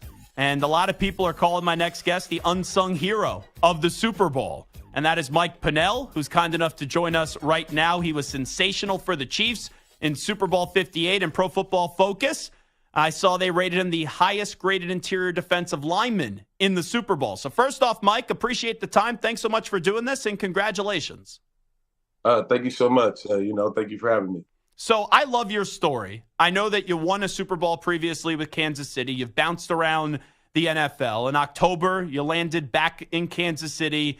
You played sparingly, practice squad, on the roster, inactive, things like that. And I saw a tweet a little bit before the Super Bowl from Adam Schefter that you were activated off the practice squad when Joe Thuney couldn't give it a go. So kind of take us behind the scenes how you found out that you were going to be active and playing in Super Bowl 58.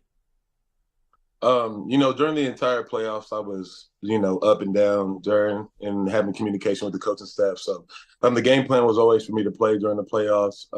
Unfortunately, Derek Nottie went down in the first playoff game, but with the confidence of Spags and the coaching staff, kind of it was next man up mentality and making the most of the opportunity.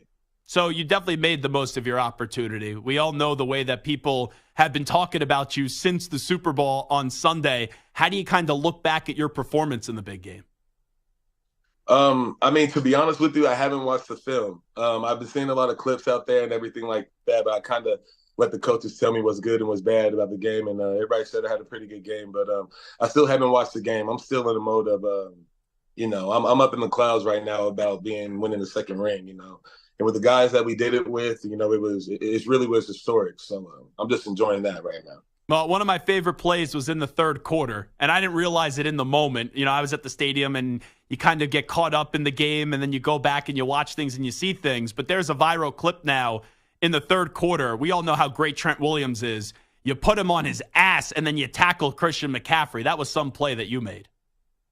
Appreciate it. Yeah, that's the clip I've been seeing going around, and just the run defense. A lot of people are seeing me, but Mike Dana crushed George Kittle on that play, man. It was physical play all day, and I was just glad to be able to make the play. But that was a good play. That was a good one. Another good play, and it was an underrated part in this game, just because so much happens, you kind of forget what happens earlier in the game. Was the forced fumble on Christian McCaffrey, which was a big turnover. When you look back how close the game was, kind of take us through how that ball got punched out, and then we all know that George ended up making a great play to recover it.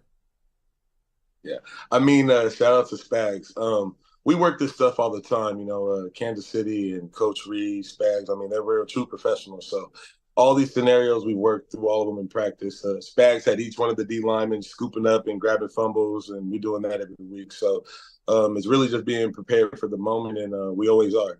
Talking to Mike Pennel right now, one of the unsung heroes of Super Bowl 58. We had your defensive coordinator, Steve Spagnuolo, on the other day. We all know that you guys in the locker room love him. I even see the smile on your face when I mentioned Spags, and I'm sure you have your In Spags We Trust T-shirt. Just what makes Steve such a special defensive-minded coach for you guys in that Chiefs locker room? I just think it's just how multifaceted he is. Everybody does know, Spags is really a DB coach at heart, and he really knows how to develop guys, and his defense is so complex and versatile that, it's a lot of times built on trust with the coach and the players next to you. We have a lot of adjustments, and just being able to be a part of that, and the greatness is what Coach Spags is. You look at what he's done as a defensive coordinator. I don't see anybody comparable. Maybe I'm biased, but I don't. And here's the crazy part. You guys just won a Super Bowl. And I texted Spags in week 3, and I said, man, you guys got a good defense this year. I know you joined the team later on in the season towards the end of October, but I don't think this defense still has got enough credit for what you guys have been able to do. Do you still kind of sense that a little bit? It's still always the underdog mentality with us. Now that the playoffs are over, I can speak on it. Just a lot of the defenses we were playing with Baltimore and, even with San Fran, we're speaking on us, they're speaking for us. I'm thinking they're going to talk about the offense, but they're talking about our defense, how they're more physical and they're this and that. And, we talk with our pads. If you put on the tape, our DBs are coming down here, our linebackers, our defensive linemen are pursuing and tackling running backs. So all of us as a whole defense take that personally. And I think us finishing at 2, that left a little stain on our hearts. So everybody knows that there's still more to go, and, you guys are going to get. higher up. Mike Pennel here with us. I got to get you to the whole overtime thing. It's wild when you look back at it and you see how your sideline had structure. You knew what you guys were doing. The other sideline had no clue. How did you kind of process it when you were watching it? And then, boom, they win the toss, the Niners, and then they elect to take the ball. I mean, like I said, we're prepared for all situations. I mean, we were surprised. And once again, our defense and how we're set up, we took that as, a challenge, and everybody was excited. And the magnitude of that game, I don't think it was hard for everybody not to exhaust themselves in that moment. So we were prepared. Our coaching staff prepared us for it. But, people were commenting about the fire alarms and the holding and this. I mean, there's just a lot of talking and excuses, man. At some point, you got to put the film on. And at some point, the game is over with, and, just try again next year. Yeah, the excuses after this game. I see a lot about the holding on social media. It's ridiculous. Like, the Niners had every chance to win that game. They could have put you guys away, and they kept on letting you guys hang around, and you knew eventually Mahomes was going to get going, and you guys were going to find a way to win that game. Absolutely. I mean, and I guess it's a new trend now in the NFL. Maybe I'm just too old of a veteran, but everybody talking so much before the game. I thought that was more of a basketball thing, but now it's creeped its way into football. So I guess that's just what we're dealing with this new age and this new social media. But I just like that how our guys respond to all the criticisms in the media and even being underdogs the entire playoffs. I mean, we know what we're capable of as defense, and I mean, everybody should know who Patrick Mahomes is in those moments. And if you give him a chance, we're pretty confident we give that guy a chance. So you felt like you were disrespected and this team was disrespected throughout this run? Oh, absolutely. 100%. I mean, I can't speak for anybody, but in the locker room, I know the defense really took it personally, how they were spoke so highly of the Ravens, rushing offense, their offensive line. And if you look at the game in the NFL during the playoffs, it's won and lost in the trenches. If you look at the games that we played, Buffalo, Miami, Ravens, and San Fran, these are top running teams in the NFL. So where the comments came about physicality and how we couldn't stop the run, I mean, there were some leaky yardage in the QB runs. Yes, Buffalo game and even in the Baltimore game, but that's Josh Allen and Lamar Jackson. I mean, come on, they're both elite at what they do. So we definitely took that personally, and I feel like you put it on the tape, man. We put up. We put it up. No, there's no doubt about that. Talking to Mike Pennel, now a two-time Super Bowl champion. When you hear me refer to you as a two-time Super Bowl champion, and your journey is something really special. I know you had cancer when you were 2 years old. You had a few stops in college, and you've been a journeyman in the NFL. But knowing everything that you've gone through in life to get to this point, what does it mean to you to now hear you referred to as a two-time Super Bowl champ?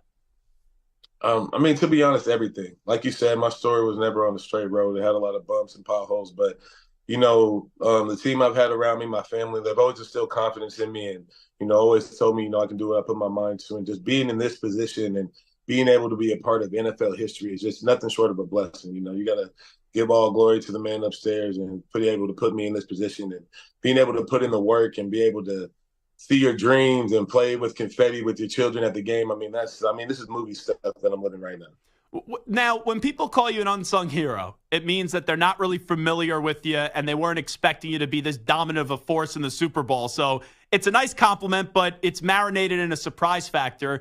Obviously, you know your story better than anybody. What do you want people to know about Mike Pennel?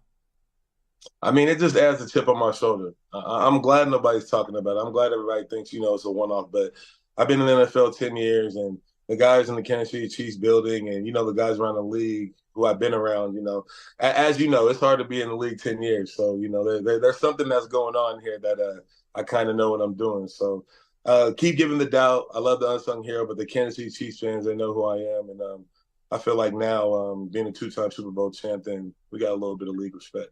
Well, Chiefs fans also know who Chris Jones is. You being a teammate of his, and this dude just keeps on elevating his game. And we all know he's a great player, but he shows up in the big moments, and that was evident in the Super Bowl to get you guys the ball back, and then Mahomes put the game away to McCole Hardman. What stands out to you the most since you're a teammate and you've known Chris throughout the years? For me, what stands out most about Chris that, the outside world doesn't understand is how literally hardworking he is. That man is literally a legendary player that works at a level that, that people don't comprehend. he's very motivated by, the greats at what he does. And he wants to be a great at what he does, and he applies it every day. So being around that guy is infectious, the way he prepares, the way he plays the game, it's easy to rally around that guy, I mean, the plays that he's making in the game is crazy to the outside world, but he does this on a daily. So, it's beautiful to see. Yeah, it's such a fun story that you have. And when you've been in the league as long as you have and you don't start the year right on a roster, people start to wonder, is this the end of the road? To wind back up in Kansas City and to get that opportunity again, how do you kind of just reflect? Because you could easily play it the other way. If that didn't happen, we're not talking about you today. We're not talking to you today. And who knows if you would have got another opportunity. Exactly, man. That's why, you got to keep your faith and you got to keep your work ethic, man. I mean, through those times, when it got to week 8, me and my team talked about it. If it got, week 10 or 11, we were going to, review our options. But kept working, look for a sign. And, thankfully, I was put in an opportunity to be back with the Chiefs where I know I was going to be able to be used in whatever capacity that they were going to have me. I was just glad to be around the guys and glad to be playing and, just to sit there and know that, you can still do what you've done in your career at a level that you can do it at, then there's nothing better. Relive the moment for me. So you guys make the stop on defense. Mahomes getting the ball back. Everyone in America knows he's putting the ball in the end zone. But when he finally finds Mecole Hardman, and it's right in that moment, you guys are rushing off that sideline, how do you kind of relive that knowing you're world champs again?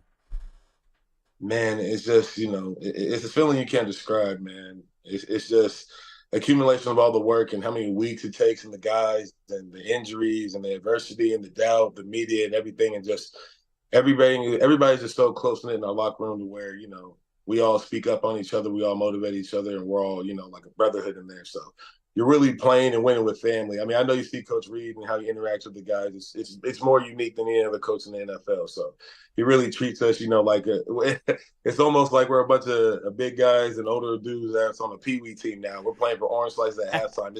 It's too much fun, man. It's just. And then we're sitting here with greatness. I mean, in my humble opinion, I played with 3 first ballot Hall of Famers: Pat Mahomes, Travis Kelce, Chris Jones.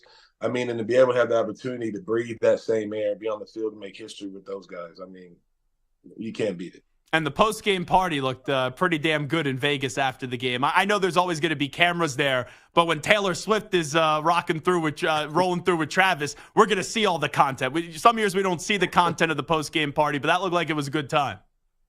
Oh yeah, it was a good time, man. I mean, there's too many cameras going around nowadays, man. I miss the good old days where this was just rumors. You know what I'm saying? But it was a good time. Everybody had fun. So it was good. Have you become a big Taylor Swift fan during this football season? Taylor Swift's cool, man. Trav, my boy, makes Trav happy. So if that's what it is, that works for me. I have to bring up the parade as Mike Pennel joins us right now. It goes from a moment of euphoria. You see. I was talking to Spags yesterday, right? Willie Gay was like in the streets with a bottle of Henny with the shoes off. Travis Kelce's drunk as a skunk, singing a song. And then instantly it changes to a moment of a tragedy. Just how did you kind of process the unfortunate events at the parade the other day? To be honest, I'm still processing it. And I'd like to take this moment to, give a shout out to all the families that were affected. The Kansas City Chiefs, the NFL, and United Way are partnering together for a foundation. So if you guys want to donate and support anything, no matter how small or how big, please go to chfs.me/KC-Strong. And that is chfs.me/KC-Strong. It was a surreal moment, man. You're at the highest of your high, and then you're rushing to the back and making sure that, everybody's kids and families are staying below or away from the windows, and you're sitting on the bus and you're hearing all types of different information what's going on. But when you hear the final information what's going on, it's a very sad time in America, for something like that to be going on. And I know in America there's a lot of that. And I'm just hoping that, through understanding and, we just got to be better. We just got to be better. I don't even know the answer at this point, but that's for those children's lives to be affected like that, and for that woman's life to be taken. It makes it a very dark spot on that day. No doubt about it. Really appreciate you saying what you said and also giving out the link as well. He's Mike Pennel, Kansas City Chiefs, 2-time Super Bowl champion. Before we let you run, I'm sure you want to get back to Kansas City, right? I'm sure that you want to play for this team once again next year. now it feels like you guys are going for that three-peat. And if you guys get that three-peat, man, that would really be something. That would definitely be something I want to be a part of. Casey is family. But, being in the NFL a long time, we understand everything's a business. But to be a part of that, like you said, that would be legendary. And you get to a certain point in your career where you want to be a part of history. You want to be able to play for, something, and you want to be able to, be motivated to play in these games late in February, or mid-February and late in January. So I would love that personally. I have to have some fun with you here because I know you used to play for the Jets. My producer, Michael Samter, used to be a longtime Jets fan. And then this year he said, I can't take the pain the Jets caused me anymore. I'm rooting for the Chiefs. Do you think, do you accept him into Chiefs Kingdom? Is that okay? Or is it like, hey, you got to pay your dues a little bit? It's tough, but we have to accept it. As a Jets fan, I understand he has been through a lot of trauma. I played there. There was a lot of switching around. So, we accept him with open arms. Come on. But you only get one. You only get one time. You can't skip more than two teams. If you're coming with us, it got to be lifelong. We need a tattoo or something. Yeah. Oh, a tattoo. Well, Mike, would you be down? Hold on. Mike Samter. Mike Pennel basically says you could be an actual Chiefs fan if you get a tattoo. Let's get a Mike Pennel tattoo on you. You're down for that? I don't do tattoos, but I would get a temporary tattoo of Mike, 100%. You know what? I'll take that. I'll even go lower back if you want it. No, I think we got to get a temporary face tattoo. Why not? Let's do it. No, he already said it. We're live. Let's do it. Tramp stamp. Let's do it. That's amazing. Well, Mike, once again, we're elated for you. You had a heck of a Super Bowl.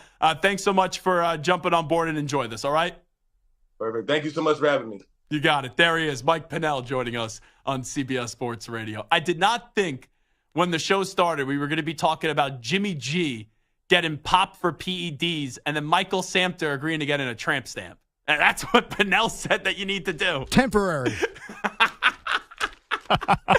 Can you just go home to your wife tonight and just say, hey, in order for me to be a Chiefs fan, a Chiefs player says that I need to get a tattoo. Hold off on the temporary part. You can eventually tell her it's temporary. But can you just run that past your wife tonight and let me know how that conversation goes? No. That'll be the last time Samter walks in that house. You'll never see me again. Let's get the latest CBS Sports Radio update in with the Act Man, Rich Ackerman. CBS Sports Radio. Sports Flash. Well, Chris Jones held out for the season opener before coming to terms, and the Chiefs today picking up the option on his deal, paying him the incentives he earned. They also retain the right to use the franchise tag. Again, 2 juveniles have been charged in the shooting at the Chiefs parade that left 1 dead and 21 others injured. The 2 are being held at a juvenile detention center on gun-related charges and resisting arrest. Raiders quarterback Jimmy Garoppolo will start next season sidelined, whether he's in Vegas or not, and not because of injury, but because he has been suspended 2 games for violating the NFL's policy on performance-enhancing substances. He used a prescribed substance without having a valid therapeutic use exemption. There's no action in the NBA tonight because the All-Star Game, the festivities begin in Indiana with a Rising Stars game this evening. There's only 1 game on the NHL schedule tonight with the Coyotes hosting the Hurricanes. The Phillies have reportedly come to terms with utility man Whit Merrifield on a 1-year deal worth $8 million. At the Genesis Invitational, Cam Davis and Patrick Cantlay are your leaders at 9 under par, 1 shot better than 4 golfers, among them Jason Day. I'm Rich Ackerman. Football season is over, but not for us. College football and the NFL are all year round on CBS Sports Radio. For continuing combine coverage, expect it here. CBS Sports Radio.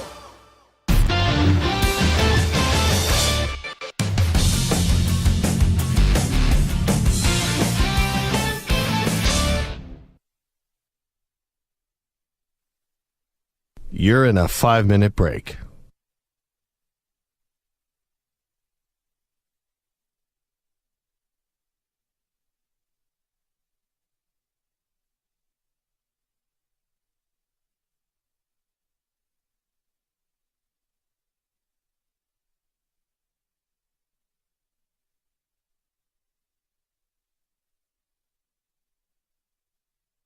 Four minutes, 30 seconds remaining.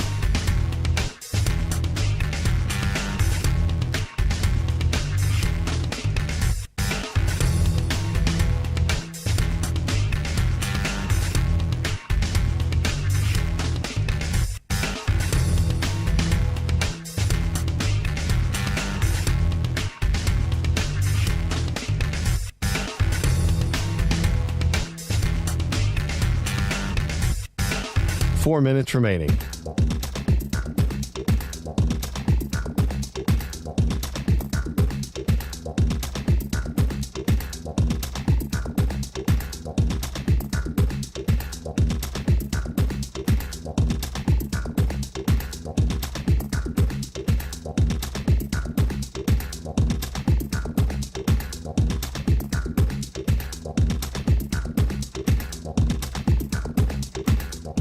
Three minutes, 30 seconds remaining.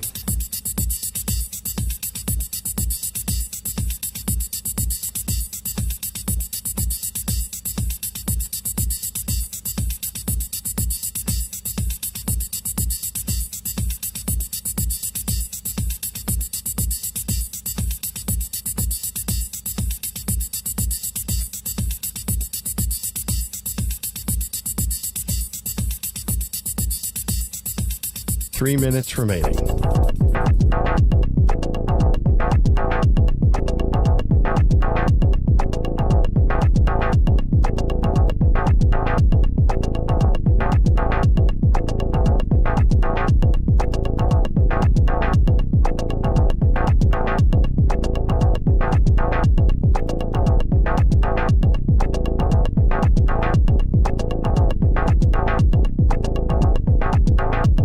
Two minutes, 30 seconds remaining.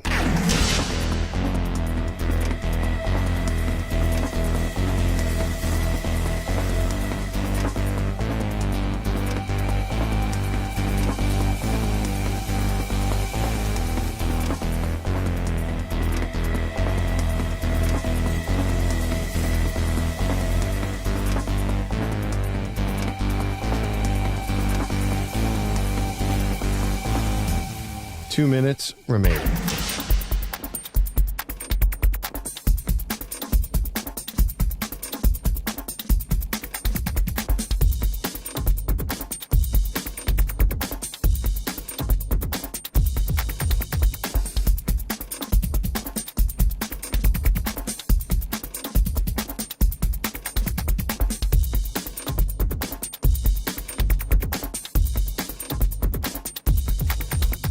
One minute, 30 seconds remaining.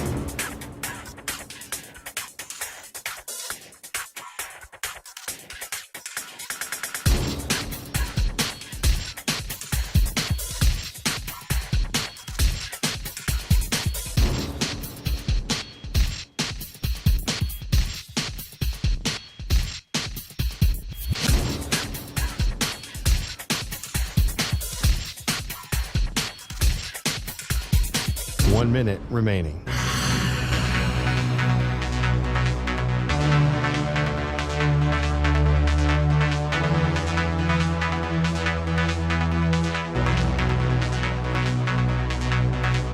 Forty-five seconds remaining.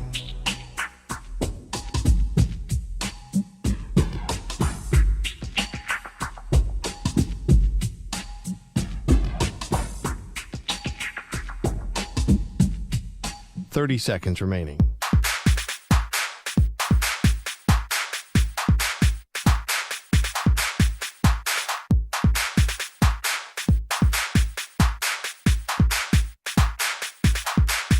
Fifteen seconds.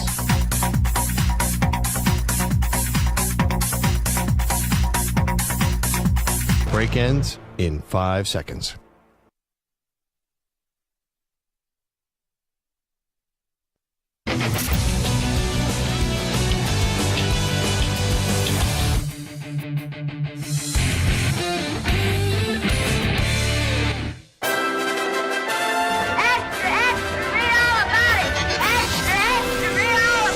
Time for your daily news brief. We get you caught up on the rumors, reports, and reconnaissance from the day in sports.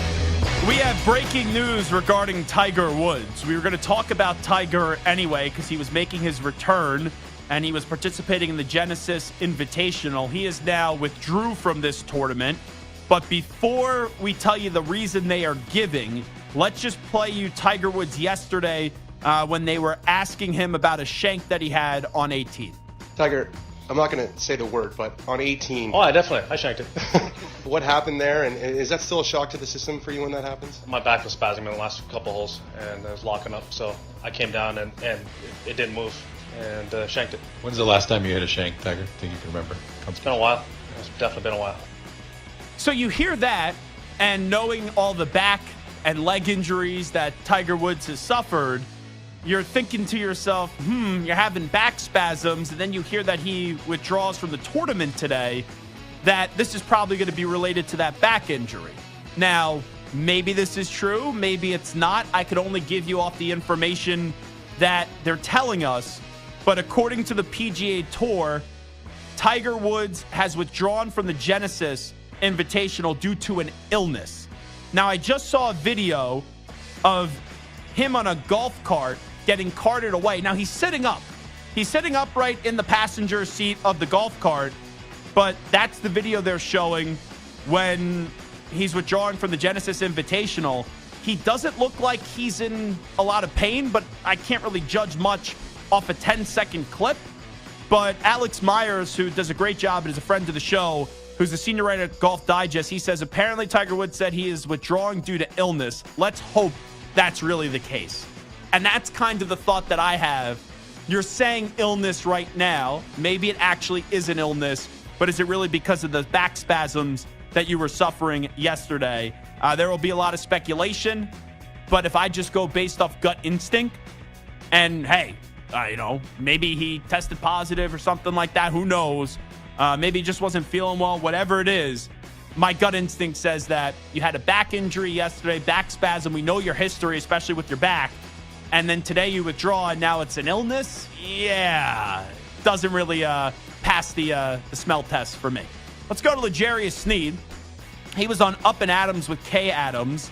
And he has a message to Brett Veach, the GM of the Kansas City. How about those Chiefs? What would you like to say as we wrap the show up here to Brett Veach?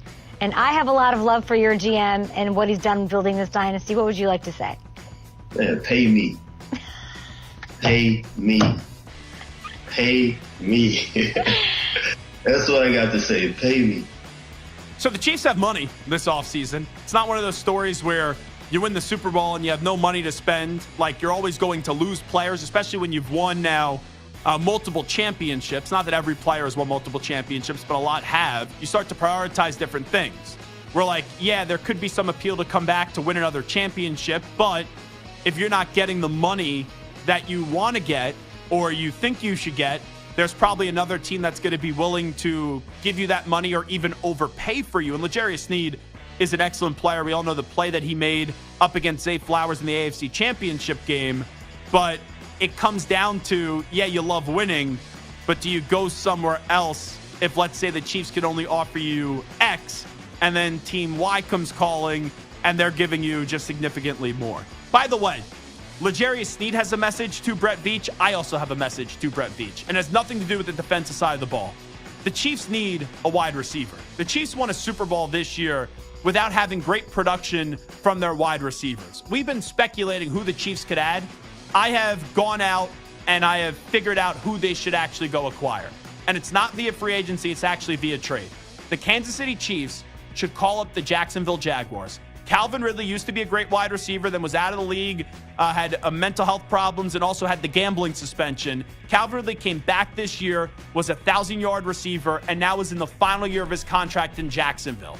It's probably unlikely that the Jaguars extend him.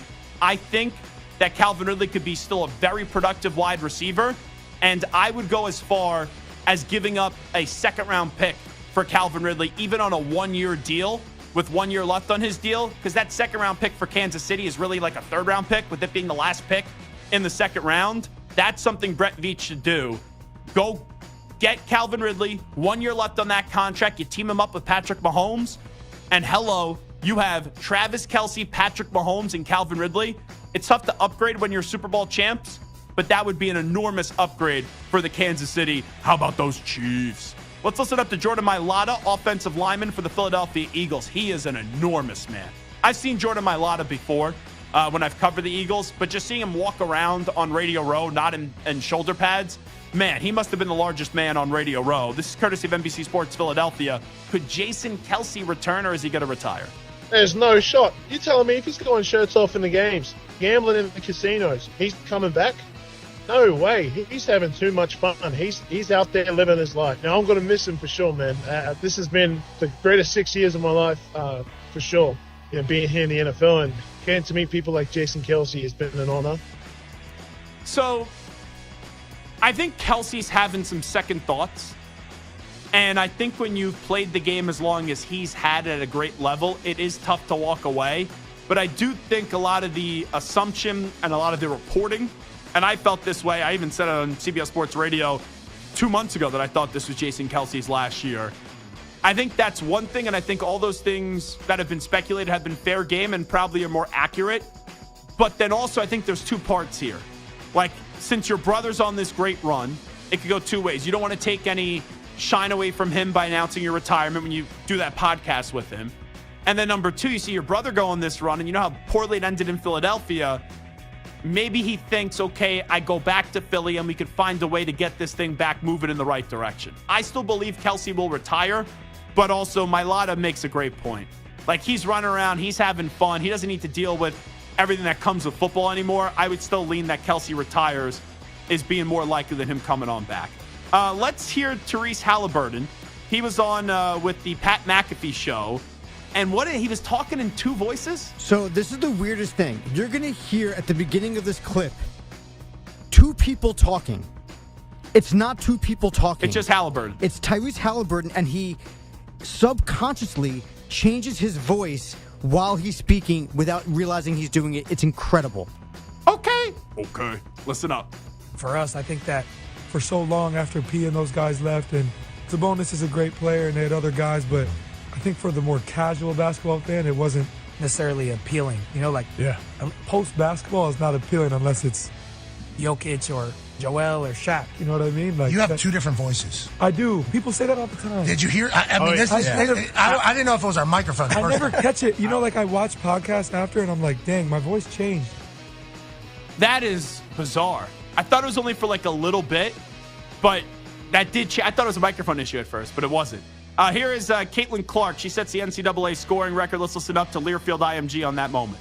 Ophelia gets in the paint, pull-up, short jumper. No. Long rebound, dug up by Gabby Marshall. Scoops a pass to Clark. Logo, three. Got it! 22 is now number one. Caitlin Clark is the NCAA's all-time scoring leader in women's basketball history. From Steph Curry range, what a shot that was. Here is Caitlin Clark on a record-setting night.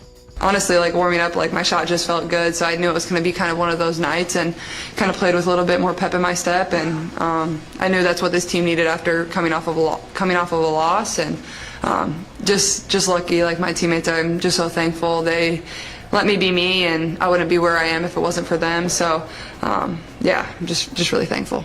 She's a player that makes you tune into an event.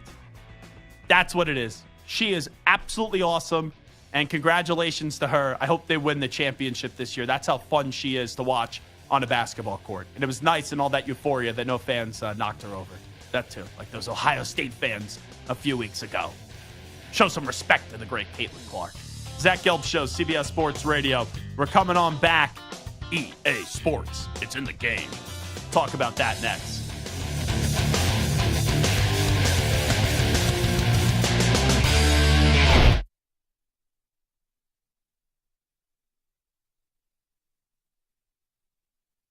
You're in a 5-minute break.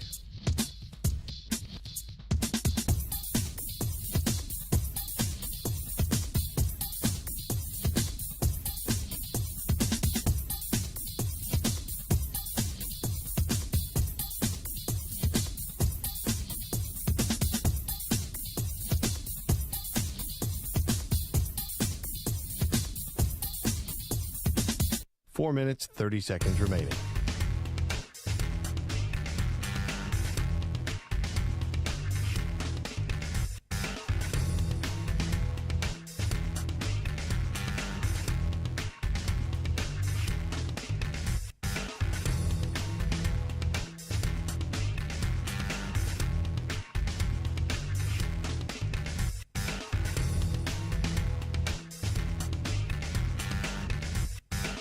4 minutes remaining.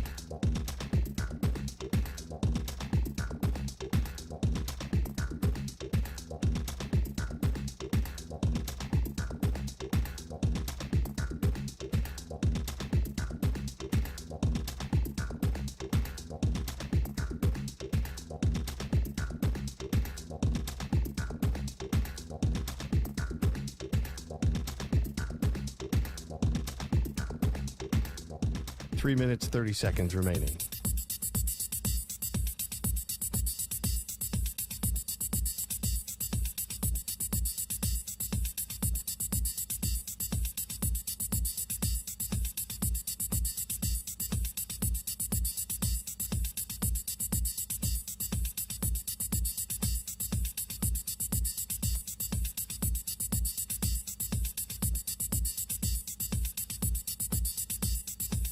Three minutes remaining.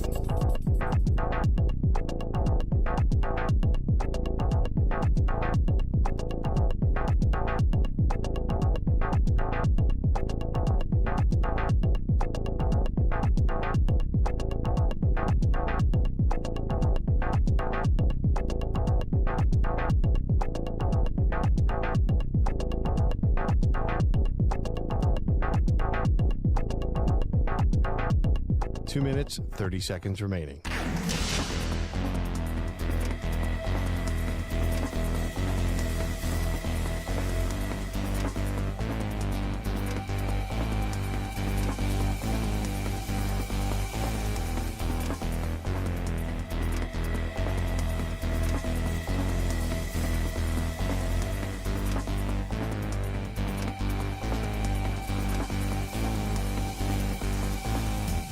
Two minutes remaining.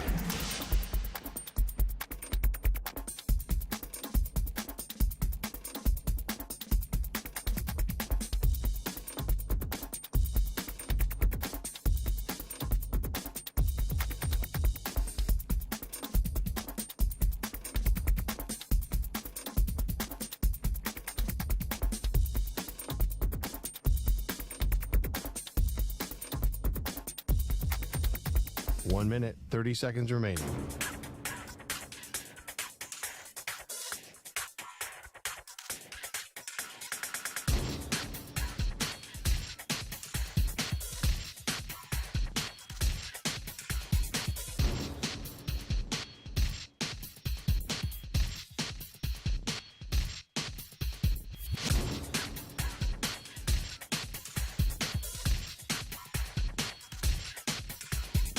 One minute remaining.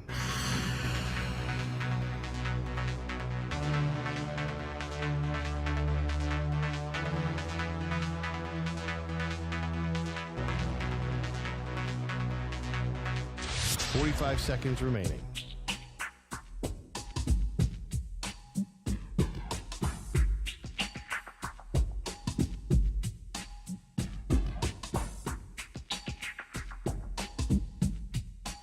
Seconds remaining.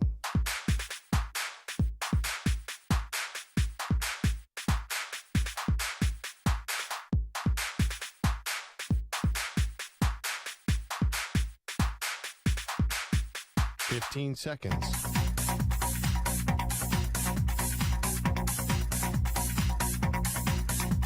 Break ends in 5 seconds.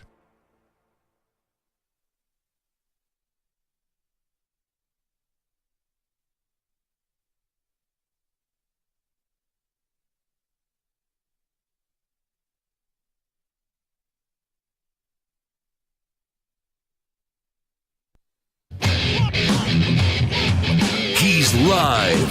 He's nationwide on CBS Sports Radio. This is the Zach Gelb Show.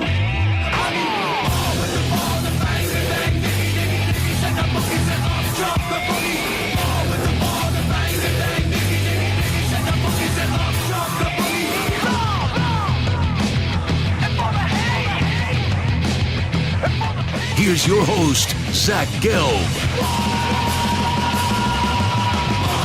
All righty, welcome back in. Hour number 3 of our radio program. It is the Zach Gelb Show on CBS Sports Radio. I was reading EA Sports, and that's why I almost called us CA. radio. I don't know why. Anyway, it's a Friday. We're here. Everything's good. We're getting ready for the big weekend. EA Sports College Football 25 released a trailer. And I know that this is getting a lot of people excited because it's the triumphant return of the college football video game. I don't play a lot of video games anymore. With all that being said, the video games I still do play are sports related. Like, Stu, for some reason, I think you go both ways. I think you will play a ton of sports video games, but then you'll do all that other nonsense as well with video games as well. What's your favorite non-sport video game these days when you're, like, cursing out Gallo and Horowitz online? It's probably still Call of Duty. That's the one I gravitate to that's not sports. But I'm definitely more sports than non-sports. Your favorite sport video game these days is? It's probably either EAFC, which is a soccer one, or I was going to say English, please. Or MLB The Show is really good. But the one you're going to mention tops those two. Yeah, that's what I was going to say. So I'm still a Madden guy. I know Madden has taken a dip, but I still enjoy playing Madden the most. Major League Baseball, what is it, The Show, right? Yes, The Show. Yep. That's a fun game, but it's also to sit there through 9 innings is tough. I don't know why. Like 4 quarters, you do the running clock. It's 4 or 5 minutes. It goes by quickly. The 9-inning baseball game, every pitch, even though it's fun, it does seem like a big time commitment. But then also, if you're playing video games, I'm assuming that you have a little bit of the time. But there's other things that come into factor where you start a video game and then you get called in to different directions. My favorite video game growing up as a kid was Grand Theft Auto Vice City. I really enjoyed that. What was the base? Was it Slugfest where they would beat the crap out of each other? Slugfest was, yes. and then there was a football video game, I want to say, with Bill Romanowski and Lawrence Taylor on the cover. It was Blitz the League. Yes. Where they would you would get hurt and they would pull a Jimmy Garoppolo. Yes. They would inject steroids like right into you to get you back on the field. I still remember the old NHL game where like you would knock a guy onto the ice and he'd be bleeding and like his legs twitching on the ice. That didn't age well. And then also ESPN had an underrated, it was 2K, they had football before that just went away, where there was like a crib version of it where you could, I think, create a player, and then you had your own crib, and you would get, like, advice from Funkmaster Flex, of all people. And I want to say, like, Carmen Electra was also in the game. There was someone else that was in the game. So those are some fun video game moments as well. I always loved NHL. Chell, as they called it. That was always fun, too. But those are some of the video game history of Zach Gelb growing up as a kid. MLB The Show, years ago, when they did the Create the Player mode. I don't know if the Create the Player mode's still good. It's still in it. It's like the same thing as it was 20 years ago. But that always used to take such a commitment. Yeah. Because you'd have to work your way up in the minor leagues. And when you were younger, you actually went through all that and just didn't simulate it. But you would work yourself up in the minor league. And I remember I had a PSP, a PlayStation Portable. And I would like, whenever I'd be out for dinner as like a kid, I'd be playing on the PlayStation Portable. And I ended up creating a player and going through with it where I broke the home run record, which was really cool. And then you know what was also fun? Man, we're really going down the rabbit hole here. Backyard baseball. All the backyard sports. Who is it? Kenny Yamaguchi or something like that. Those were some fun moments. I remember growing up as a kid, my sister and I spent an entire day trying to get to 100 runs. 100 runs in backyard baseball. And I'll never forget when we actually broke the 100-yard record. And obviously, the most legendary backyard baseball player, backyard sports figure ever was Pablo Sanchez. You always wanted to get Pablo Sanchez on your team. But anyway, EA Sports is bringing back the college football video game. The college football video games of old really started to pop back up during the pandemic. I don't remember the last time they created the college football video games, Stu. I feel like you would know this. It was NCAA 14, which was in Reggie the year Bush? 2013. Was he on the cover for that, Reggie Bush? No. Reggie Bush was 07. The last one was Denard Robinson when he was in Michigan. They always did current or guys that were just right out of college. Yep. Yes. So, yeah, Reggie Bush then would have been out of college at that point. So those video games came back kind of during the pandemic. And I even remembered I ordered on Amazon one of the old college football video games, which was tough to find during the pandemic. And it was actually like Big Cat from Barstool who brought it back because he created the coaches. And he created the coaches so much that guy Doug's from Barstool, who's no longer with Barstool, he just created a large, big football coach. He looked like the football coach that Big Cat created. And the next thing you know, this guy had a career of like 3-4 years being a content creator for Barstool Sports. That was so popular during the pandemic when you had nothing to do, absolutely nothing to do, and I'm not even a big video game player anymore, that I ordered one of the NCAA video games because it was fun to create the coach, and you start off at a small school and you work yourself up to a big-time program, and it was always like awkward when you got fired as well. My most awkward video game moment ever, though, my best friend and I, Alex, we created a player. I want to say it was in Madden or it was either in 2K. I forget what it was, but we created a player. And he was just starting to get really good. And he suffered a career-ending injury. A career-ending injury. How do they make that in a video game where it's not real and you have it programmed to have someone suffer a career-ending injury? It was when I was in middle school, it was like one of the worst moments of my life. This player was just getting really good. We put so much time in it, days and days and days and days, and then boom, career-ending injury suffered in a video game. I don't think I've ever seen the career-ending injury. It was wild. I've heard friends talk about it, but it's never happened to me. I've never actually seen it happen. I've seen like the season-ending injury in week 1. Career-ending. Oh, that's awful. So now, I think this creates a conversation. This is not just 8 minutes of us reliving our video game days back in the day. Oh, now I sound old. I know that the topic sometimes... Back in my day. Yeah, I'm not at that they point only of life had 16-bit video games, and you had to blow on the cartridges.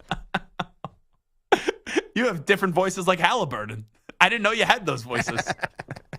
And you remember when you would have an old game and you would go to GameStop, and there would be like scratches all over. They give you like $6-7, and you're like, oh, put that towards the new video game as well. I think that's how parents tried to get the video games, like the old video games that were just collecting dust, out of the house when you'd only get like $6.33 back for your crappy scratch 4-year-old video game. But there's a reason why I'm bringing this up. And it's not just like, oh, people are going to say, you got nothing to talk about this time of the year. We have plenty to talk about.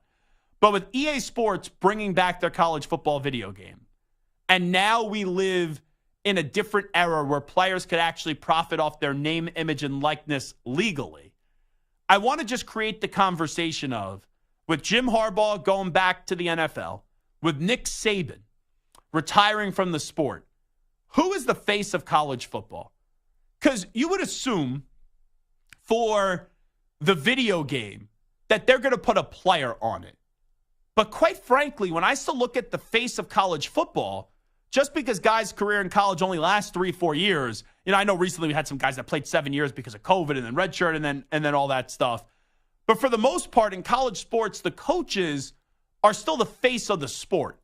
And that's changed throughout the years where we just haven't had other coaches that have taken the baton really. Like in college basketball, we've had Jay Wright retire. We've had Roy Williams retire. And obviously we've had Coach K retire as well and walk away.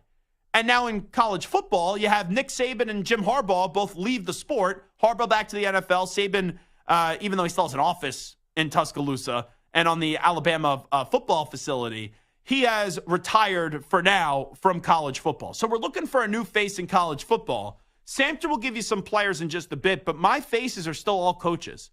And here's my 5. Because I think to be the face of college football, you either have to be very entertaining or you even need to be sometimes polarizing.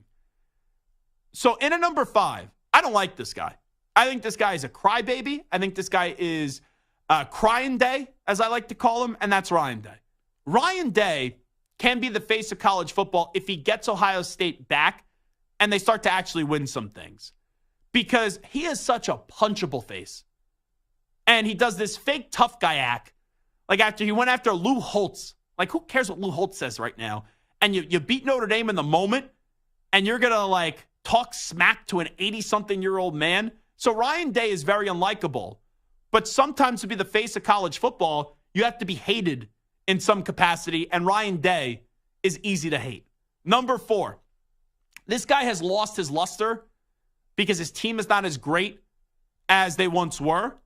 and he has avoided embracing NIL and especially the transfer portal, but he's polarizing.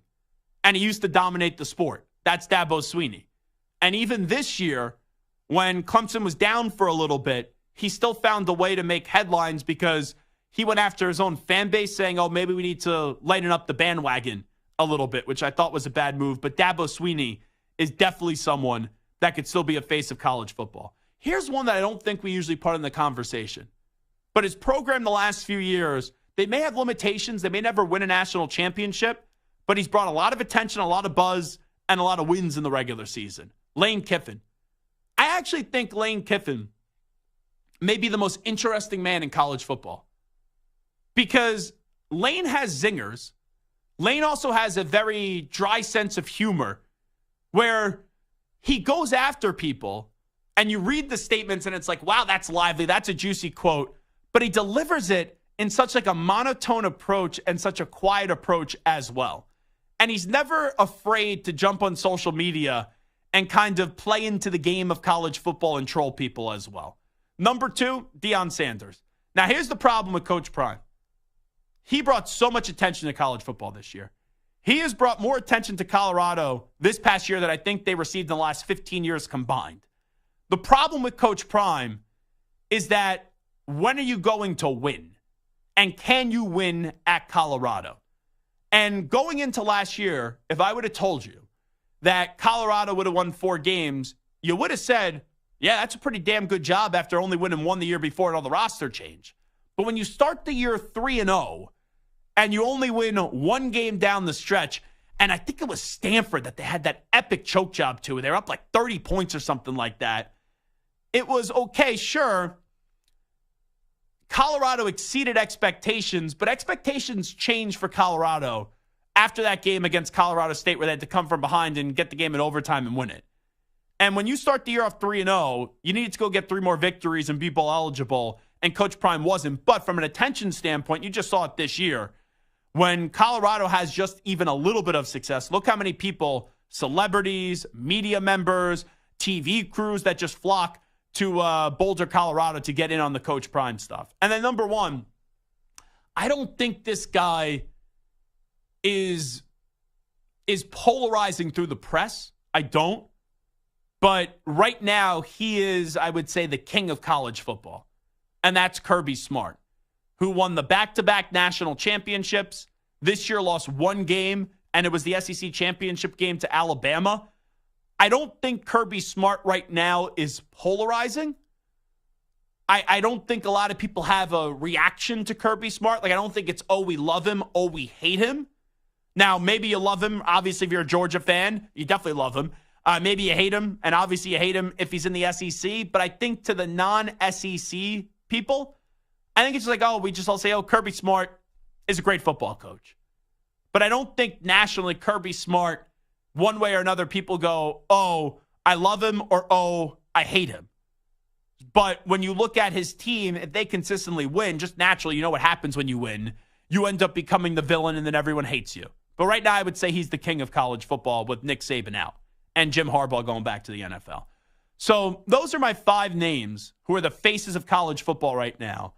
And quite frankly, I think the list is rather underwhelming. But that just kind of shows you where the sport is now with all the turnover and all the changes from NIL, the pettiness of the NCAA, and then also the transfer portal in addition to that. And then also some guys being the guy and then falling off a little bit. I'll give 2 honorable mentions. One guy I believe in what he's doing, the other guy I don't. I believe in Dan Lanning.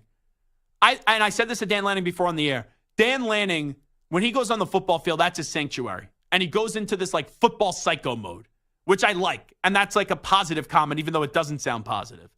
I think Dan Lanning can be polarizing. And Dan Lanning outside, and it's a big outside, of the 2 games against Washington, I thought he did a sensational job at Oregon this past year. And now they're getting Dylan Gabriel, who comes into Oregon a better quarterback than when Bo Nix transferred over from Auburn into Oregon. And then here's the other one, Lincoln Riley.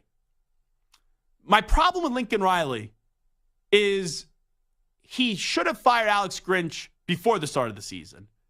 We know he coaches an enormous mega brand at USC, But if you couldn't find a way to win the Pac-12 or be in the college football playoff with Caleb Williams, what makes me think, and I know they go to 12, so it'll be easier to get in, but what makes me think that you're going to actually have the success that people envisioned when you bolted Oklahoma to go join the USC Trojans? So Lincoln needs to win more. I do think, though, Lincoln Riley can be unlikable, but he's someone that has the name reputation that he should be on this list. But, man, the last 2 years, and especially this past year, how bad they were from where people thought they were going to be before the start of the season, that's why I can't put him in the top 5 now for the faces of college football. All right, Samter. I know that you wanted to throw a few players out there because I'm of the mind that when I think of college football and the faces of college football, I still think coaches before players, but maybe this is a time with even I'm saying that this list is underwhelming and I came up with the list. Maybe there's an opportunity for players to really take the baton and maybe usurp coaches for a short while as the face of college football before they go off to the NFL. And I think maybe also because of NIL, you might have more players more in your face doing marketing. Commercials, marketing, things along those lines. One coach, before I go into the players that you didn't mention, is Sark. Just based on going to the SEC and having Quinn Ewers with Arch Manning behind him. So Sark could be one of those guys who we're seeing a lot of, because if Texas is good this year, which I expect them to be, we'll see what they do in the SEC, Mm-hmm. but Sark could be one of those guys who could be all over your TV every week. Yeah, so I understand what you're saying, and I know Sark has gone through a lot personally. I don't think Sark, though, is unlikable. You know? But I see, for me, to be the face of something, you don't think you have to be unlikable? I think it's the opposite. I think you have to be likable. I think you have to have. I think it has to be 50-50, where there's 50% that say I hate this guy's guts, and there's 50% that I love this guy. Like, for example, Nick Saban. 50% of the people said I hate this guy's guts because he beat the crap out of your team year in and year out. And then there was 50% of the people that just appreciated greatness, or that were Alabama fans, or back in the day LSU fans, where they just knew what this guy was about and they fell in love with him because if he won. Like, it's weird. The two coaches that I think I love the most in college sports that a lot of people dislike, Nick Saban in college football, and then I know this guy hasn't won enough, but he has won a championship. I've always been a fan of John Calipari too. I've always loved John Calipari. And John Calipari, I feel like I'm on an island with that. He rubs a lot of people the wrong way. And, you can't call him overrated, and that's fair because he only won one championship at Kentucky. But Cal is someone that a lot of people can't stand that I've always just rooted for John Calipari. Patino's one of those guys for me. I love Patino. Absolutely love Patino. All right, so going to the players. I mentioned them just before with Sark.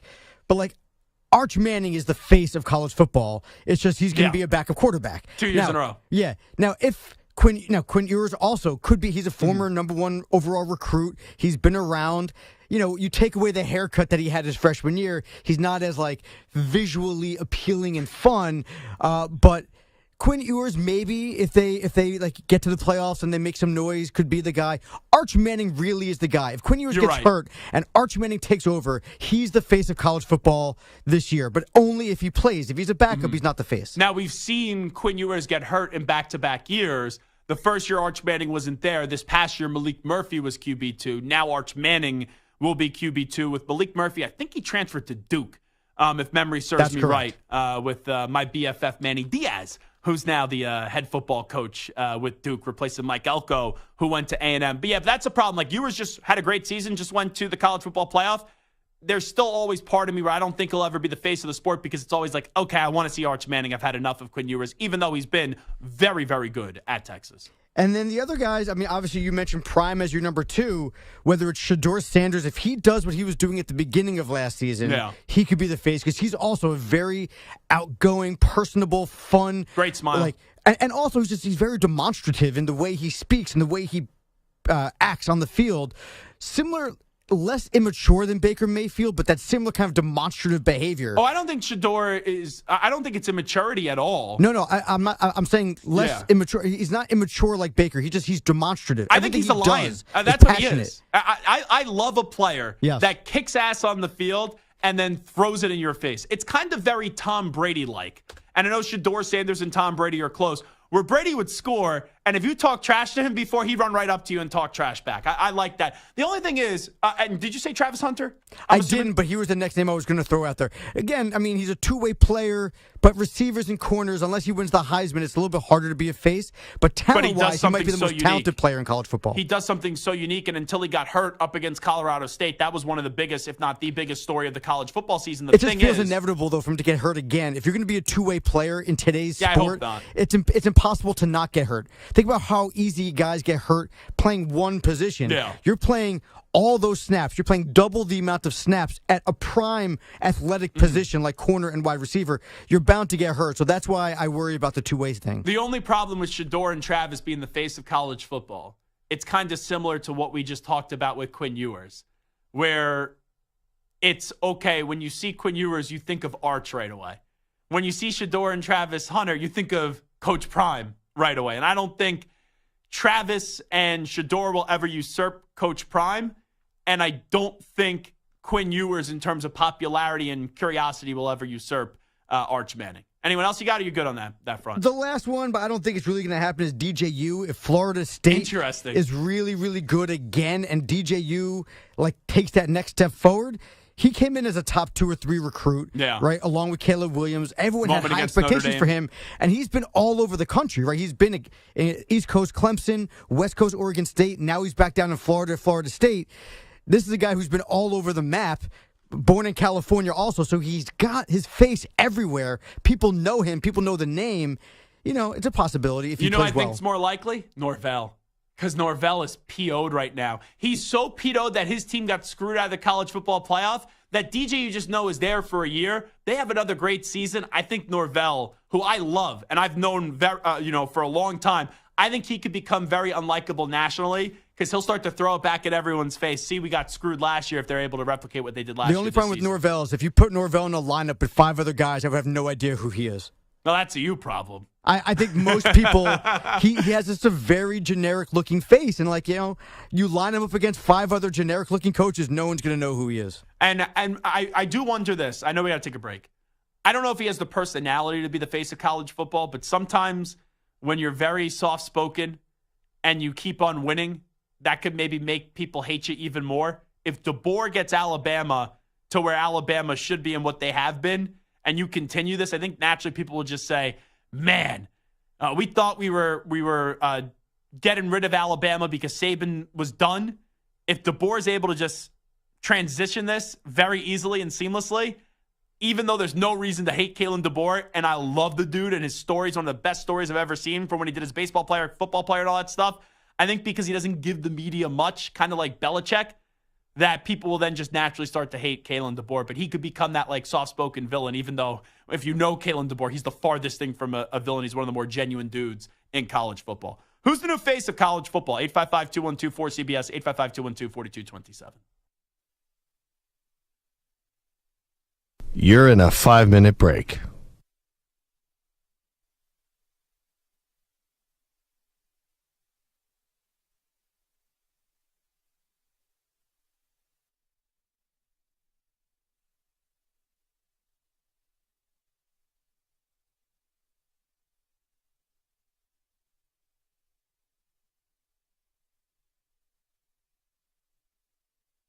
Four minutes, 30 seconds remaining.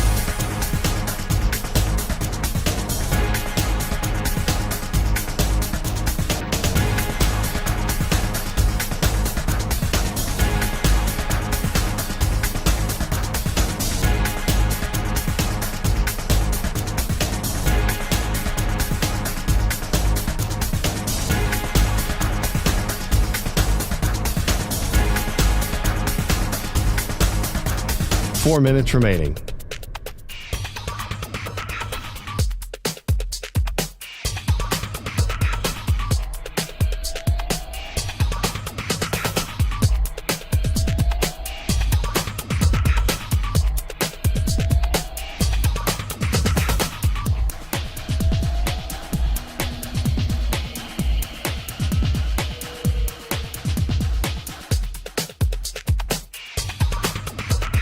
Three minutes, 30 seconds remaining.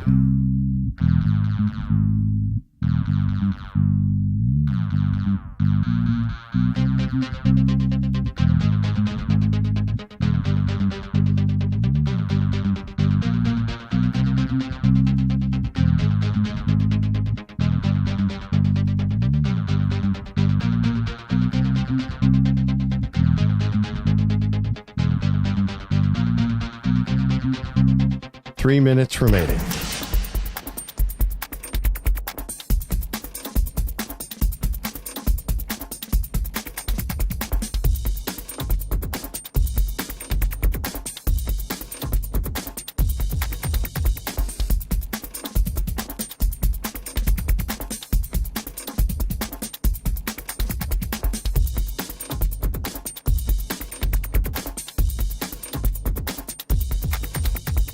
Two minutes, 30 seconds remaining.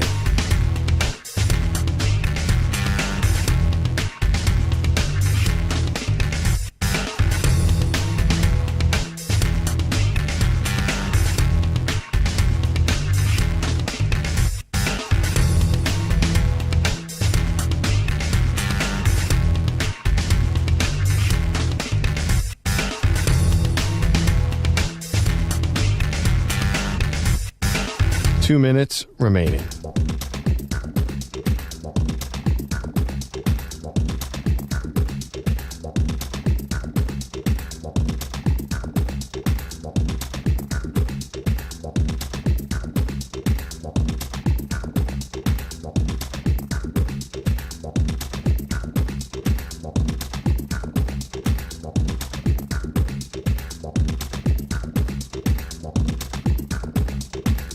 One minute, 30 seconds remaining.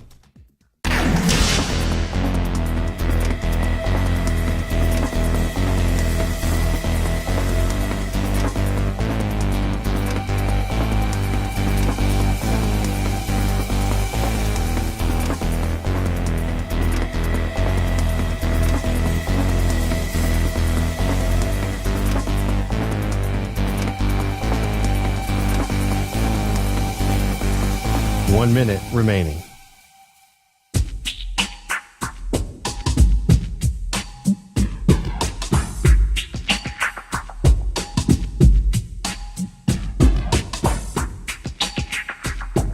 .45 seconds remaining.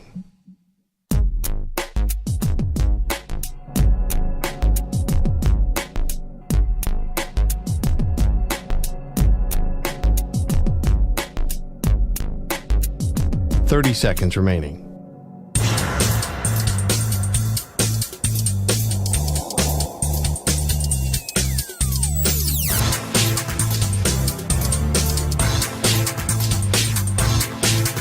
.15 seconds.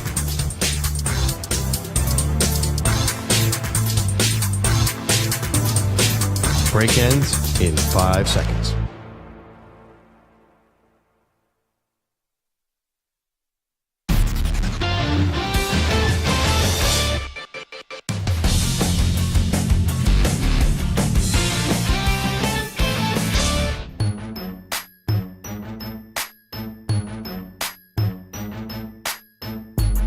Now back to the Zach Gelb Show. It's time to answer Ask the Pros question of the day, and it's brought to you by O'Reilly Auto Parts. Christine in Las Vegas says, Zach, with Jimmy Garoppolo about to get released following the PED suspension, who do you think should be the Raiders quarterback next season? You can submit a question by tweeting at CBS Sports Radio or at Zach Gelb using the hashtag Ask the Pros. Think O'Reilly Auto Parts for all your car care needs. Get guaranteed low prices and excellent customer service from the professional parts people at O'Reilly Auto Parts. Well, here's what I'll say to Christine.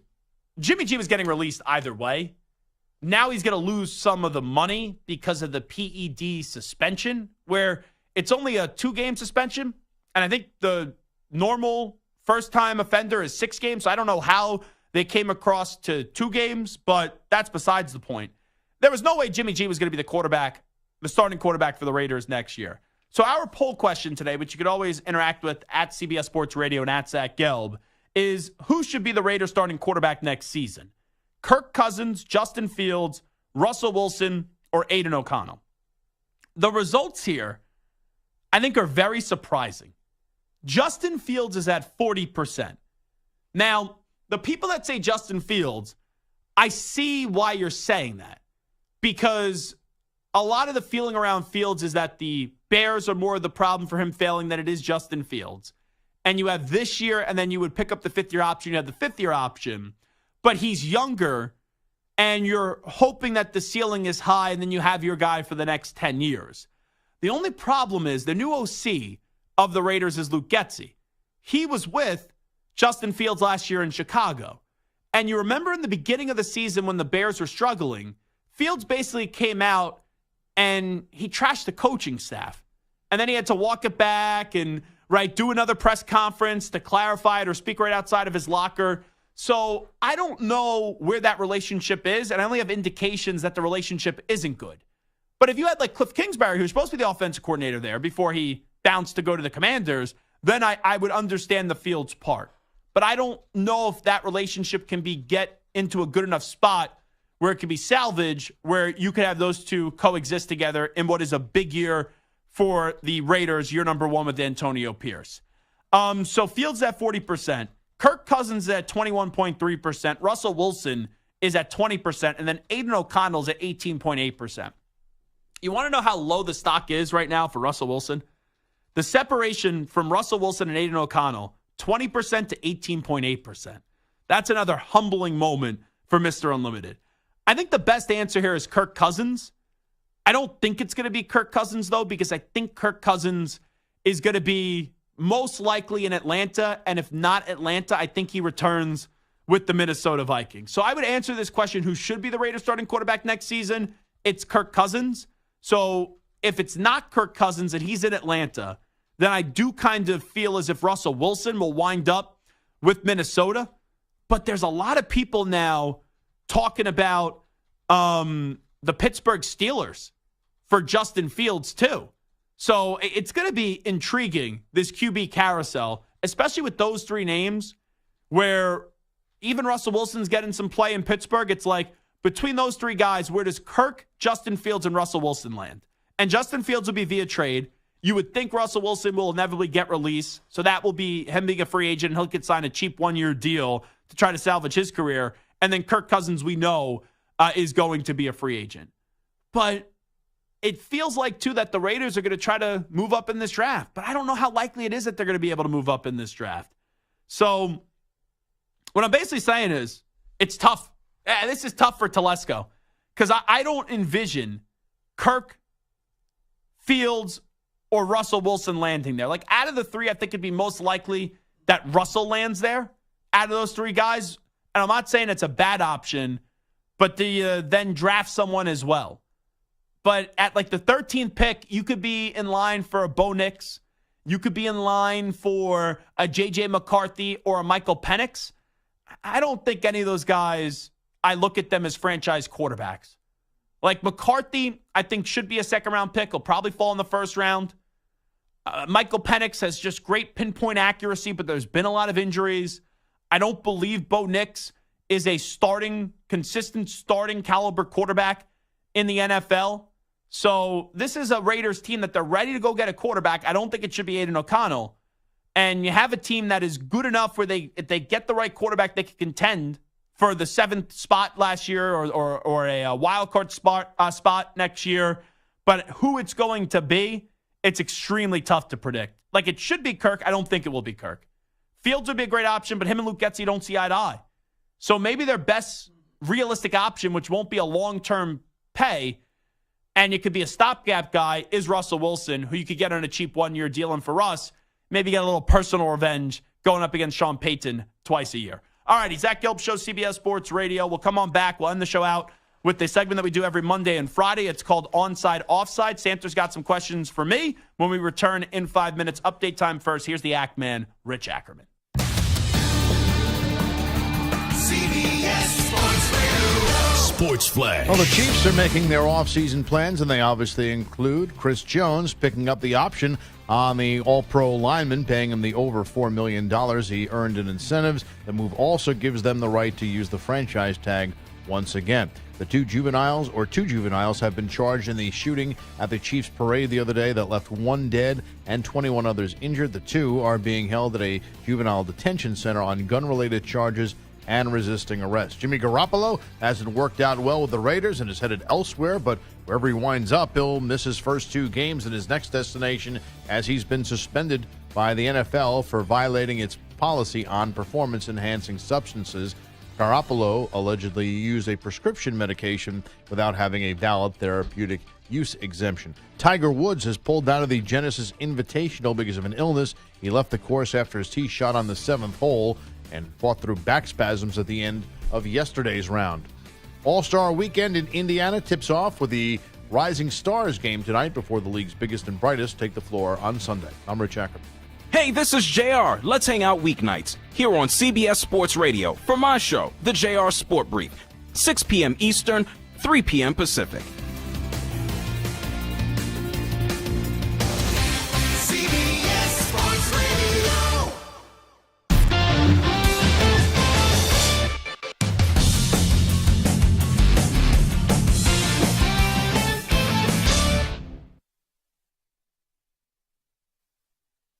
You're in a 5-minute break.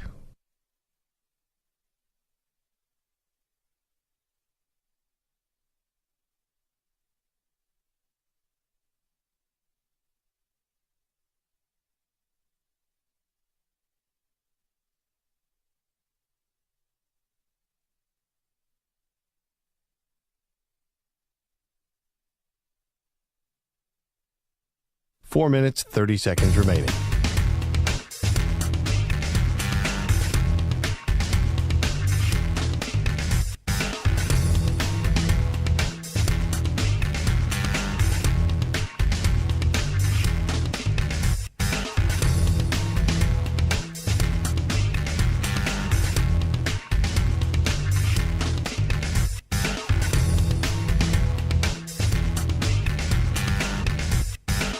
Four minutes remaining.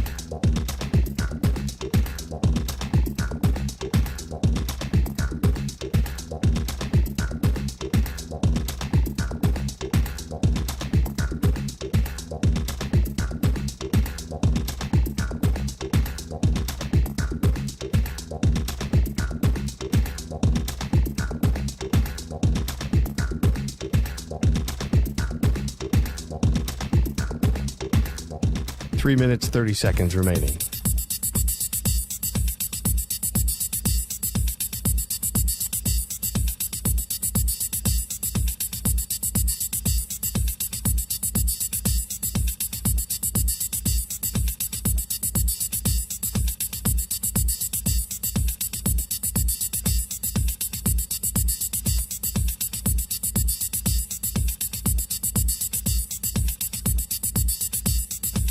Three minutes remaining.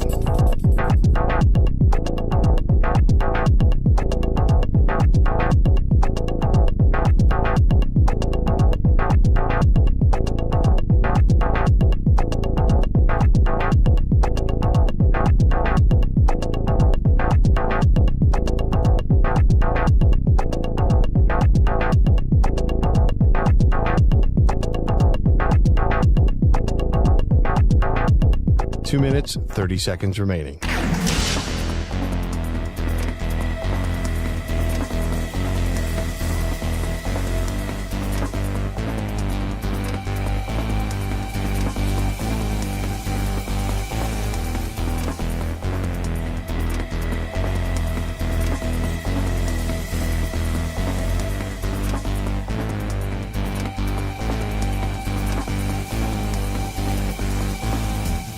Two minutes remaining.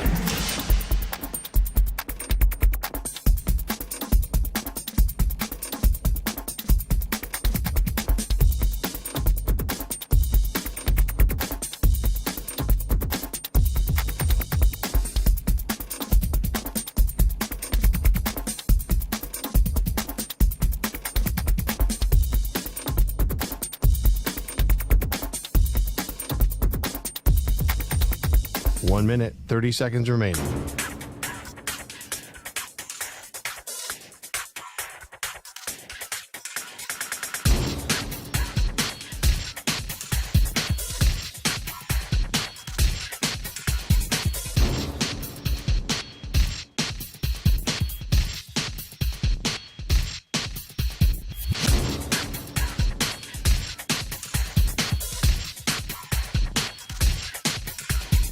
One minute remaining.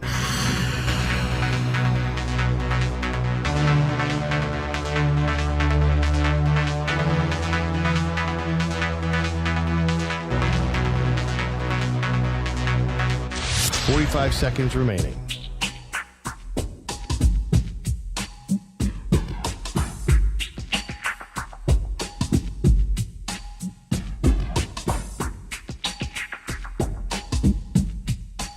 Seconds remaining.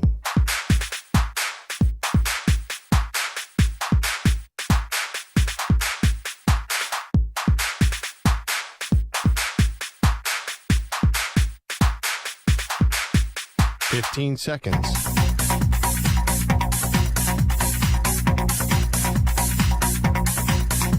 Break ends in 5 seconds.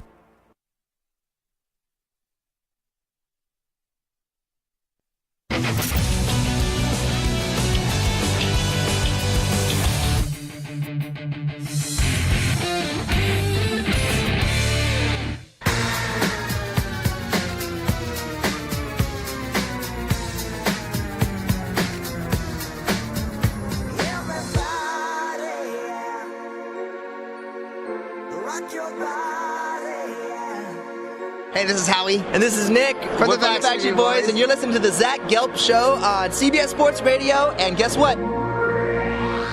Zach is back. All right.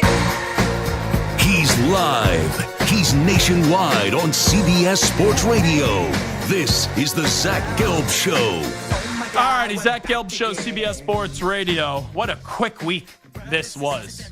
I can't believe we were in Las Vegas all last week.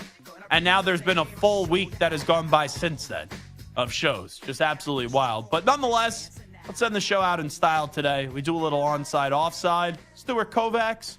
Hit it! Zach's taking on the most polarizing issues in sports. Which side of the line of scrimmage will he end up on? Offside. Defense number 69. It's Onsides, Offsides with Zach Gelb on CBS Sports Radio.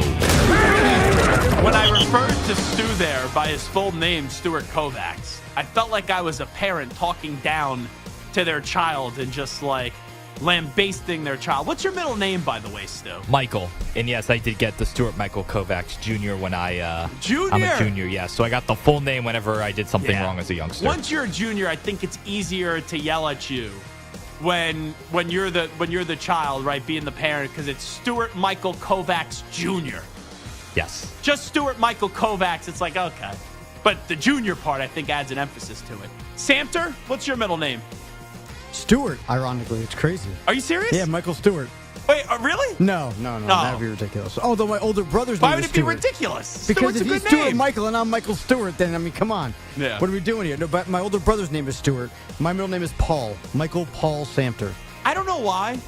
When Stu just said his middle name was Michael, I never, thought about Samter. But when Samter said, oh, my middle name is Stewart, I was like, oh, I thought about Stu. So that was weird how my mind works. What's your middle name again? Sorry, my mind went in 1,000 directions. You know what? You don't deserve it. I mean, after Stu, not being able to checks and associate balances? my name. It is Paul. Paul. Stu, you're on my team here. What's going on? No. Stu knows whose team he's on. All right. Michael Paul Samter. Yes, Zachary Aloysius Gelb. No. Am I close? I'm not Jody McDonald here. Jody Mac here on CBS Sports Radio. Gonna get you a bunch of winners of the ponies. My middle name begins with an L. You'll never be able to guess. Leslie. No, not that far off, though. Lindsay. No. It's my mother's maiden name. I don't know. Zachary Lazarus Gelb. Yeah, I wasn't going Lazarus. No. I wasn't thinking Bible. But when you started with Leslie, that's not that far off. I mean, I guess. I started thinking of, other women's names. I was like, okay, maybe this you is went one of from those situations. Leslie to Lindsay. Imagine Zachary Lindsay Gelb. There you go. I would tell my parents you should be, prevented, banned from naming people. You look like a Lindsay, though, I'll be honest. That's a little weird, but go ahead. So new Commanders offensive coordinator Cliff Kingsbury. Sorry, Stu. Met with the media yesterday. I can't tell if that was intentional or it was not. intentional. 100% intentional. It was intentional. Oh, okay. It's always fun when somebody spurns the Raiders. Jeez, Stu. Be careful. Santa's going to stab you in the back one day. Hey, you know what? Stu had a choice to be on my side or your side just now. He chose your side. So you know what? Gloves are off. Me and Stu were in a fight. I'm not talking to Stu for the rest of the show. But here's the difference. I'm loyal. I don't bail on my team. Stu judges you by jumping off the Jets bandwagon and joining the Kansas City Chiefs. He looks at you as a disloyal guy. That's why he doesn't trust you. Yeah, this is coming from the guy who's a Notre Dame, Lakers, Yankees, and Stu, Raiders fan. Yeah, exactly. So I'm talking to Stu here. Me and Stu are in a fight right now. Man. You might be anti or not anti. Yeah, you might Raiders, be going, a lot of Super Bowls there. You might be going against Shep. I'm going against Stu. Right now the battle is on. Well, here's the thing. That's actually a battle. Me up against Shep isn't a battle. It's like when the Patriots played the Jets. All right? You knew the Jets are always losing. What's going on here? All right, you know what? That tramp stamp for Mike Pennel is not going to happen at this point. Well, you got to get. You had a Chiefs Super Bowl champion. The unsung hero of the Super Bowl said the only way you can be a Chiefs fan is if you get the tramp stamp of him. If you and Stu keep teaming up against me, then you know what? Screw you guys. I'm going home. You know what? Screw you guys. I'm heading home. I'm killing him. You know what? We may need to be nicer to Samter. Because then if we're mean to Samter and he leaves us, we could get stuck with Shep. And that wouldn't be good for anyone. Listen, just don't take any more days off. I mean, I can't handle a Shep filling in. Come on, I'm Belichick. No days off. No days off. Okay, no good. Days no off. days off. I Except do for have next 2 week. days off next week and 2 days off the week after that. Don't worry, we got JR and Bart filling in. All right, we have about 30 seconds left in the segment, so let's actually try to get to onside offside. Cliff Kingsbury met with the media yesterday and was asked what his ideal quarterback would look like in Washington. What type of quarterback, like the ideal fit, the characteristics, the traits that you want to work with here in Washington? The Chiefs quarterback. That'd help. No. What you a gotta douche. be able to make some plays with Seriously. your feet, move around enough to escape a bad play. And that doesn't mean you got to run like Lamar or Kyler Murray, but you better be able to move a little bit and buy yourself some time because the D-line, the rushes, the defense these days are so good. Seriously. Like, what's the problem with that? I want the Chiefs quarterback. I mean, Like, it's funny.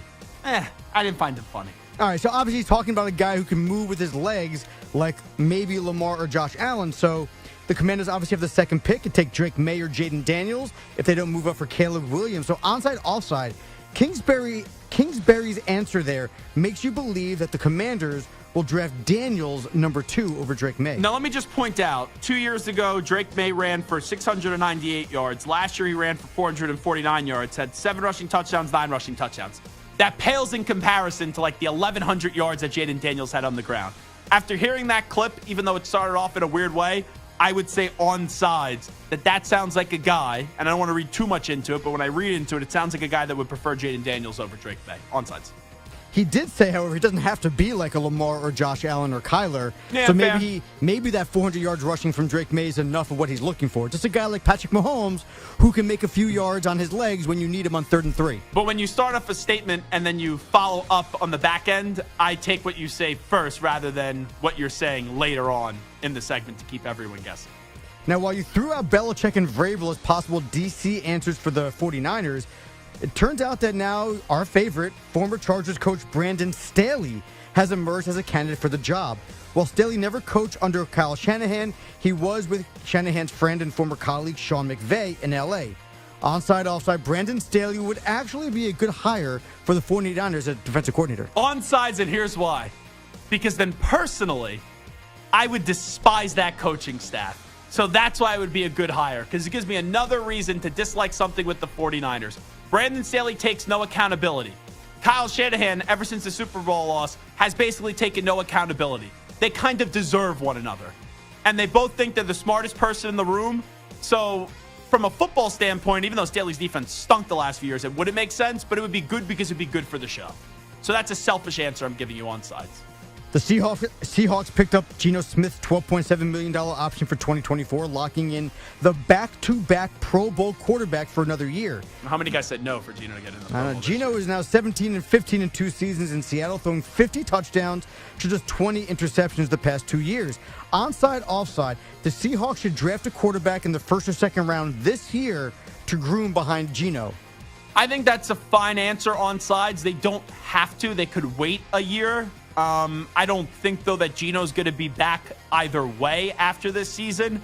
So, in theory, right, the Kansas City model, would make sense where you have a guy that's not going to be the guy and you go make a run and try to trade up this year.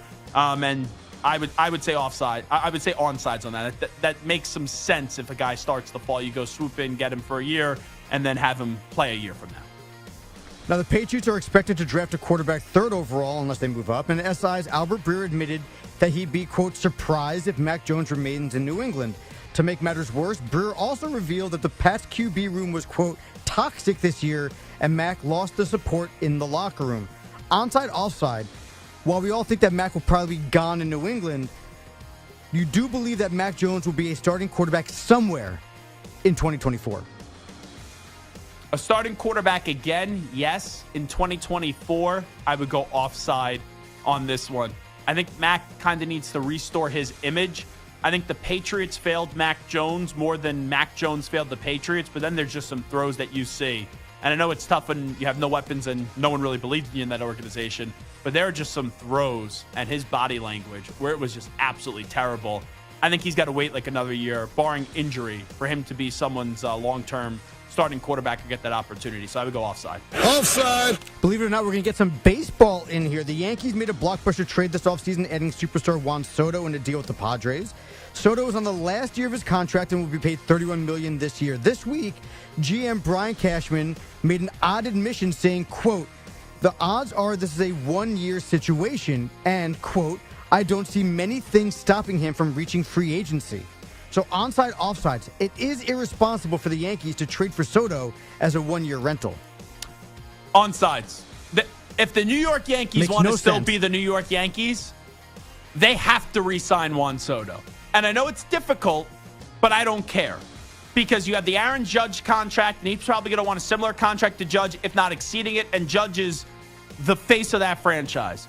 But you're the Yankees. Let's stop this minor league baseball bullcrap with the Yankees. You have to extend Juan Soto and give him a new deal. So when you say it's irresponsible the Yankees trade for Soto as a one-year rental, yeah, onsides. I think Stu would agree, right? Like, would you be livid if Soto's not back next year? Yes, I would. The one thing I will say, though, is they didn't give up a lot to get him. Fair point. But you're right. You're the Yankees. You got to just make it happen. Give him what he wants. Like, you know who's going to come calling? Steve Cohen. Team across the street. Yeah, exactly. Because he likes Juan Soto a lot. So let's hope the Yankees continue to be a minor league team. Like, we suck. We're the Mets.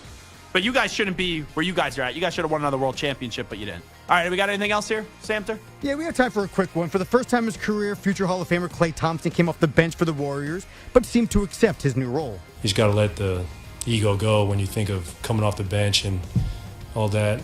So, I mean, I thought about Manu Ginobili. That guy has 4 rings and gold medal, and he came off the bench his whole career. And I don't think anyone looks down on his Hall of Fame candidacy. He's one of the greats, and I thought I embraced it.